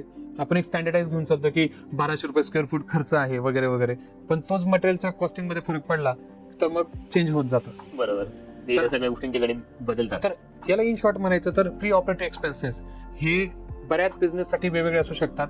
तर ॲग्रोबेस इंडस्ट्रीमध्ये आपली प्रोसेसिंग किती कॅपॅसिटीची आहे, त्याच्यानुसार आपल्याला स्टोरेज किती करायचं आहे, आणि मग त्याचे रेट मार्केटमध्ये केव्हा किती असतात, ह्या सगळ्या गोष्टींचा स्टडी केला तर आपले पैसे 2 पैसे वाचू शकतात. नाहीतर मग मार्जिनवर त्याचा इफेक्ट होतो. बरोबर sir. Land, building, machinery, packaging किंवा marketing, man power, working capital यापैकी कुठली गोष्ट आहे की ज्याच्यासाठी सगळ्यात जास्त प्लॅनिंग गरजेची? बाकी इतर गोष्टींसाठी आपल्याला कन्सल्टंट अवेलेबल असतात. कन्स्ट्रक्शनसाठी तुम्ही सांगितलं की साहेब माझ्याकडे एवढी जागा आहे, मला एवढं कन्स्ट्रक्शन करायचं आहे, इंजिनियर किंवा आर्किटेक्ट जो असेल तो ते बनवून देतो. बाकी मशिनरीच्या बाबतीमध्ये आपल्याला स्वतः स्टडी करणं अपेक्षित असतं. त्याला प्लॅनिंग की आपली कॅपॅसिटी किती आहे, आपली रिक्वायरमेंट किती आहे, त्याच्यानुसार त्याला प्लॅनिंग गरजेचं आहे. आणि त्याच्या व्यतिरिक्त मार्केटिंगसाठी जास्त प्लॅनिंग करणे गरजेचं आहे. कारण याच्यामध्ये टार्गेट ऑडियन्स, टार्गेट कस्टमर, पुन्हा प्रॉडक्ट वाईज सेगमेंट वेगवेगळा असतो. त्याच्यामुळे तिथं स्ट्रॅटेजिकली जाणं आणि प्लॅनिंग वाईज जाणं गरजेचं आहे. इतर ठिकाणी तुम्हाला कन्सल्टंट किंवा सर्व्हिस प्रोव्हायडर्स असतात, त्यांची मदत होऊन जाते. पण ही आपली स्ट्रॅटेजी स्वतः बनवावी लागते. आणि वर्किंग कॅपिटल आणि कॅश फ्लो याचं मॅनेजमेंट तुम्ही कसं करतात? वर्किंग कॅपिटल मोस्टली सुरुवातीला असं असतं की कुठलाही बिझनेस सुरू केला, स्वतःचा ब्रँड डेव्हलप करायला गेलं तर मार्केटमध्ये कोणी उभं करत नाही, किंवा मग परीक्षा घेतली जाते की विकल्या जाईल तर ठेवू, किंवा समोरचा मला 15 दिवस उधार देतोय, तू जर 1 महिना उधार देशील तर मी विचार करतो. अशा पद्धतीने अडवल्या जातं, नाडल्या जातं. त्याच्यामध्ये काय होतं की आपण जे एक रोटेशन सायकल कन्सिडर केलेलं असतं वर्किंग कॅपिटलचं, ते कुठेतरी डिस्टर्ब होतं. की मला जर वाटलं की आज मी प्रॉडक्ट मार्केटमध्ये टाकलं तर 8 दिवसांनी मला पेमेंट यायला पाहिजे, तर पण ते पेमेंट जर माझं महिनाभर आलं नाही तर माझा पुढच्या पॅचेससाठी, पुढच्या प्रोसेससाठी एक्स्ट्रा वर्किंग कॅपिटल कन्झ्युम होत जातं. मग त्याचा इंटरेस्ट असेल किंवा आउट ऑफ कॅश जाणं, कारण ती सायकल जर नाही बसली, अगोदर विकलेल्या मालाचं पेमेंट नाही आलं तर मला पुढचा माल बनवण्यासाठी जे रॉ मटेरियल लागते त्याच्यासाठी पैसा कुठून येणार, याला आपण कॅश फ्लो म्हणतो. इलेक्ट्रिसिटी झालं, मेंटेनन्स कॉस्ट आहे, मॅन पॉवर कॉस्ट आहे, किंवा गव्हर्नमेंटच्या सगळ्या आपल्याला लायसन्सेस, सर्टिफिकेटची कॉस्टिंग आहे, मेंटेनन्स असतात. जसं आपण वेबसाईट मेंटेन करतो, आपले सोशल मीडिया हँडल्स मेंटेन करतो, किंवा स्टाफसाठी आपल्या काही एक्स्ट्रा लायबिलिटीज असतात, जसे त्यांची इन्शुरन्स काढणं असेल, किंवा आपल्या प्रॉडक्टचं बऱ्याचशा डेव्हलपमेंट्स असतात, तर त्याच्यामध्ये खूप पैसा लागतो. तर हा कॅश फ्लो सुरुवातीला आम्हाला ते लवकर लक्षात नाही आलं, पण नंतर आम्हाला जसं समजायला लागलं की अनुभव म्हणजे पुन्हा काय होत आहे सर की आपण जे आहोत ते ग्रामीण किंवा थोड्याशा निम शहरी भागाला रिप्रेझेंट करतो. पर्टिक्युलरली आपण बहुजन समाजातून आलेलो आहोत, आपण व्यापारी समाज नाहीये. कारण आपल्याकडे पिढ्यानपिढ्या बघितलं तर गुजराती, मारवाडी, सिंधी, पंजाबी ह्या लोकांनी व्यवसायामध्ये पुढाकार घेतला. त्याच्यामुळे त्यांच्या 2-2, 3-3 पिढ्या आज व्यवसायात पुढे गेलेल्या आहेत. सगळे बारकावे त्यांना माहितीच आहे, त्यांना गायडन्स करणारे कोणीतरी आहेत. बहुजन समाजाचा किंवा ग्रामीण भागाचा प्रॉब्लेम असा आहे की त्यांचा शेती हा व्यवसाय आहे, परंतु इतर जे व्यवसाय आहेत त्याचं त्यांना काहीच नॉलेज नाहीये. त्याच्यामुळे पुढच्याला सांगण्यासाठी, जसं आपण म्हणतो ना की पुढच्या स्टेज मागचा शहाणा, तर पुढच्याला ठेचच लागलेलं नाहीये, तर मागचा शहाणा कधी होईल? त्याला स्वतःलाच ठेचायचंय, स्वतःलाच शहाणा व्हायचंय. आणि मी पहिल्या पिढीचा व्यावसायिक असल्यामुळे त्याच्यातनं मी जातोय, स्वतः चुकतोय, स्वतः शिकतोय. अशी एकही गोष्ट नसेल की जी मी चुकीची केली नाही, पण एवढे की त्या चुकांमधून मी शिकलो आणि हळूहळू त्याला आता मी मॉडिफाय करत, त्या चुका टाळण्याचा प्रयत्न करत पुढे सरकतो. बऱ्याच जणांचा विषय असतो की सबसिडी मिळालं, कर्ज मिळालं म्हणजे माझा व्यवसाय यशस्वी झाला. हे कितपत सत्य आहे? प्रत्येकाला सीए किंवा कन्सल्टंट जे असतात ते त्याने कन्व्हिन्स व्हावं किंवा त्याने अजून मोठं लोन काढावं म्हणून बँक मॅनेजर, सीए सगळेजण आपल्याला गाईड करत असतात. त्यांना असं वाटतं की यांनी चांगल्या पद्धतीने बिझनेस करावा म्हणून यांना सबसिडी मिळाली पाहिजे, म्हणून ते आपल्याला गायडन्स करत असतात. तर सबसिडी हा एक टेकू आहे, पण सबसिडी घ्यायची म्हणून बिझनेस करायचा हा माइंडसेट असेल तर त्याने बिझनेस करूच नाही. मुळात तिथं चुकतं की मग काय नाही, 25% सबसिडी आहे, वुमनच्या नावाने केलं तर 50% सबसिडी आहे, D+ झोन मध्ये केलं तर 100% सबसिडी आहे. त्याच्यासाठी करू नका. बिझनेस तुम्ही सबसिडी घेण्यासाठी नाही करत आहे. बिझनेस तुम्ही एक सोशल इम्पॅक्ट काय आहे त्याच्यासाठी करतायत.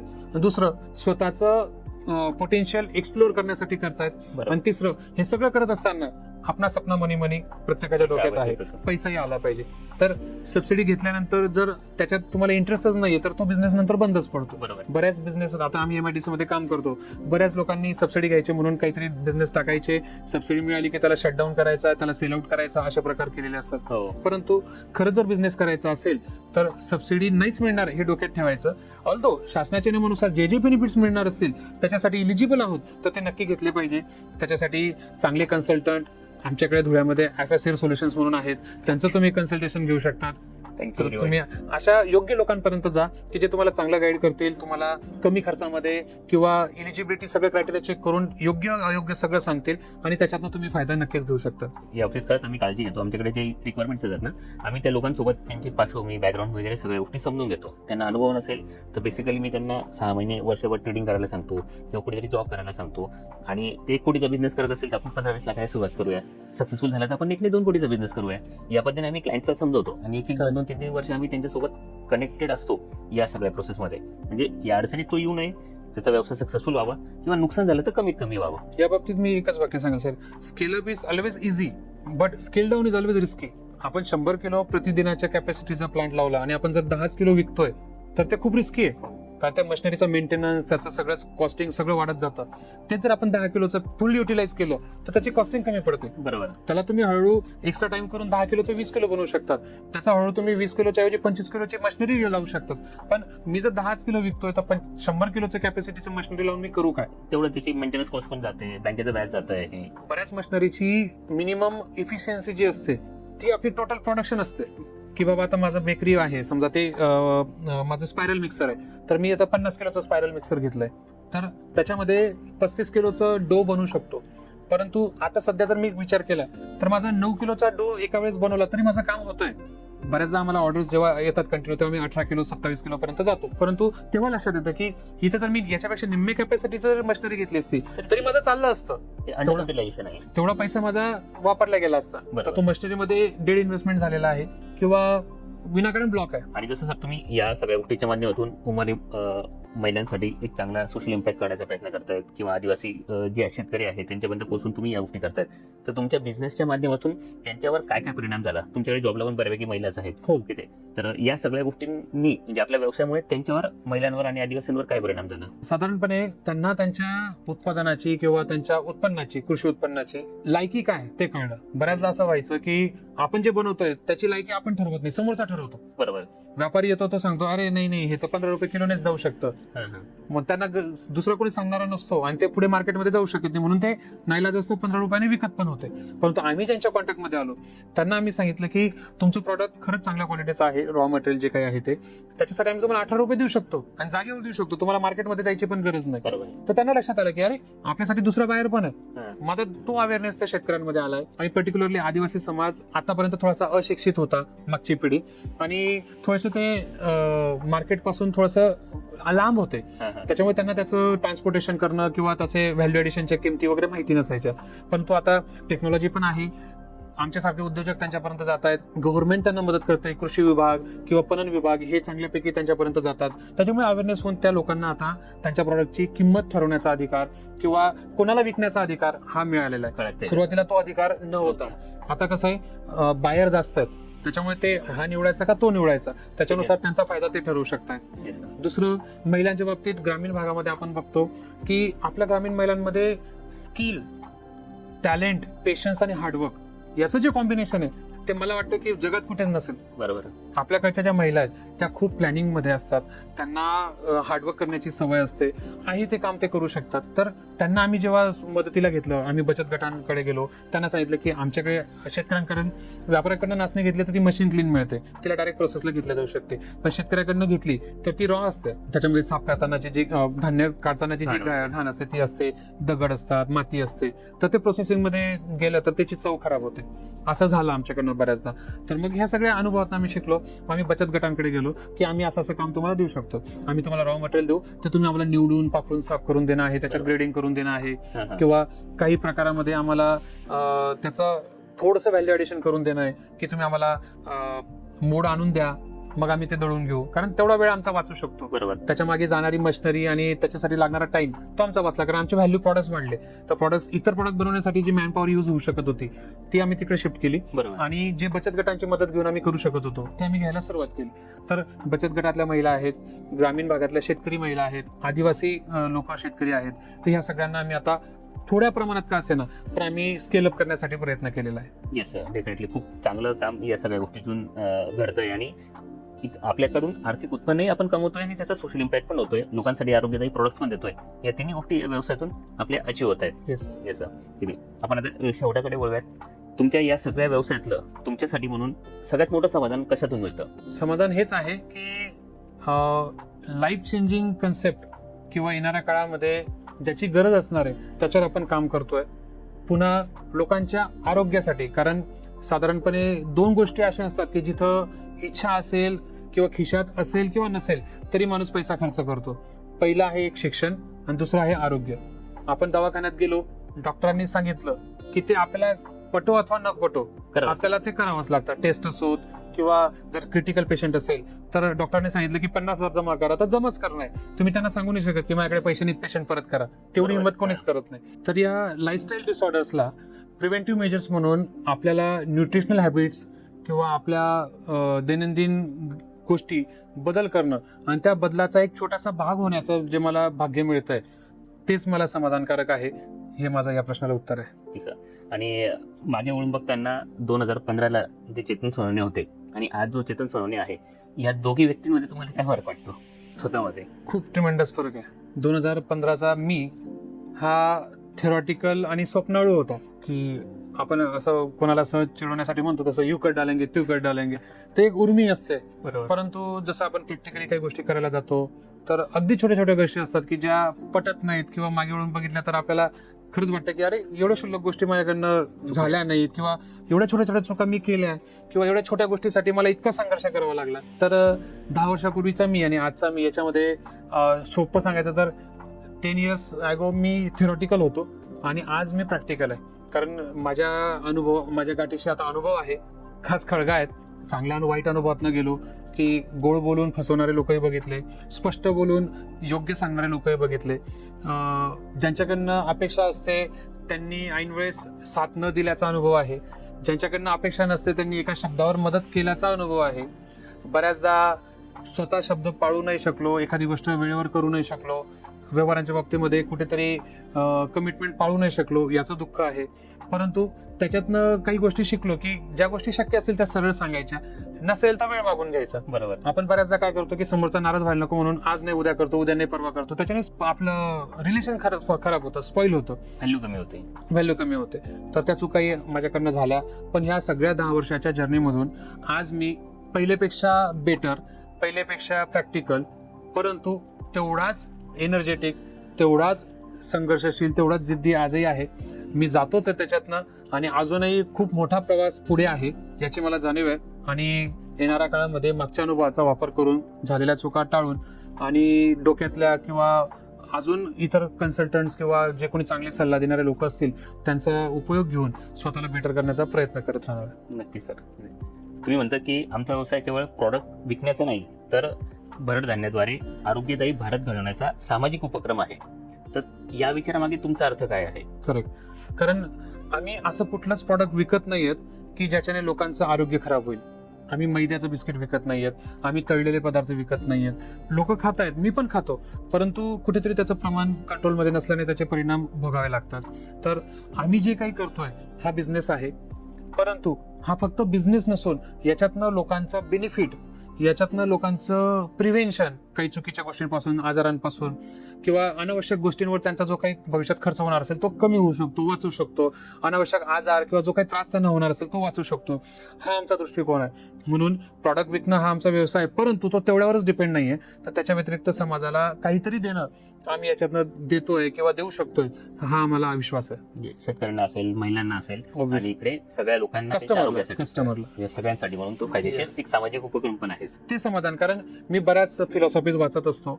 मी आज जे काही स्पिरिच्युअलिटी वगैरे आपण ऐकतो तर बऱ्याच याच्यात बघतो की जो सक्सेस झालेला असतो तो शेवटी तेच म्हणतो की पैसा इतका महत्वाचा नाहीये, ठीक आहे, आपल्याला नेहमी ऐकवलं जातं पैसा खुदा नाही लेकिन खुदा से कम नाही. बरोबर. ते खरं आहे की सगळ्या गोष्टी पैशानेच चालतात, पैसा कमवावाच लागतो, परंतु कशा मार्गाने कमवायचा.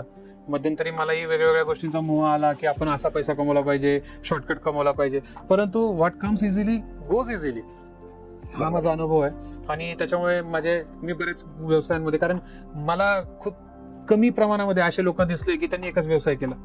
व्यावसायिक जो असतो ना, तो एकच व्यवसाय कधीच करत नाही. Multiple business. त्याने ऑलरेडी बऱ्याच ठिकाणी खाचा खळगा अनुभव घेतलेले असतात, फेल झालेला असतो, आणि मग जो आपल्याला चांगला सक्सेस झालेला बिझनेस दिसतो तो त्याचा शेवटचा किंवा लेटेस्ट बिझनेस असतो. अजून त्याच्यामध्ये तो काहीतरी ऍड करतोच. बरोबर. परंतु मी सुद्धा वेगवेगळ्या प्रकारचे बिझनेस करून बघितले, त्याच्यातनं मला चांगला अनुभव आले, काही गोष्टी शिकायला मिळाल्या, काही चुका झाल्या त्या टाळण्याचा प्रयत्न करणार, आणि अजून लोकांसाठी चांगलं करता करता स्वतःचं चांगलंही करत राहणार. बरोबर. आणि सगळ्यात शेवटचा प्रश्न की मिलेट व्यवसाय ज्यांना सुरू करायचा आहे त्या नवीन तरुणांना, शेतकऱ्यांना किंवा महिलांना तुम्ही काय सांगाल? संधी नक्कीच आहे, फक्त पेशन्स असला पाहिजे. कारण मला जे कळतंय, माझा अनुभव जे सांगतोय की मागच्या 5-6 वर्षातले माझे सेल्स चे आकडे मी बघतोय किंवा त्याच्यासाठी लागणारी मेहनत मी बघतोय, तर मेहनत घेण्याची तयारी असेल, संघर्ष करण्याची तयारी असेल, वाट बघण्याची तयारी असेल, कन्सेप्ट क्लिअर असतील, समजायची शिकायची जर इच्छा असेल, तरच तुम्ही याच्यामध्ये या. संधी नक्की आहे, परंतु प्रत्येक संधीला टर्म्स अँड कंडिशन असतात. संधी इझिली काहीच देत नाही. त्यासाठी ती एक नेहमीची स्टोरी सांगितली जाते की दरवाजावर टकटक आवाज होतो आणि मधून विचारलं जातं कोण, तर बाहेरून आवाज होतो की मी संधी आहे, आणि तो दरवाजा काही उघडत नाही. परत दुसऱ्यांदा टकटक आवाज होतो, मधून विचारलं जातं कोण, तो परत म्हणतो की मी संधी आहे. लगेच आकाशवाणी होते, संधी एकदाच येते, परत येत नाही. तर संधी ओळखणं गरजेचं आहे, त्याच्यासाठी मेहनत करणं गरजेचं आहे. चुकायचं 100%, परंतु एक चूक 100 वेळेस करायची गरज नाहीये. आपल्याला एक चूक एकदा दोनदा होऊ शकते, पण ती वारंवार नाही केली पाहिजे. बरोबर. तर हेच माझं आतापर्यंतच्या अनुभवाचं आहे, आणि अजून येणाऱ्या काळामध्ये याच्यापेक्षा अजून वरच्या लेवलला गेल्यावर तुम्ही आम्हाला पुन्हा बोलवणार अशी अपेक्षा करतो. तुमचे धन्यवाद व्यक्त करतो. तुमच्या ह्या पॉडकास्टच्या उपक्रमाला शुभेच्छा देतो आणि तुमची रजा घेतो. धन्यवाद. Thank you very much sir.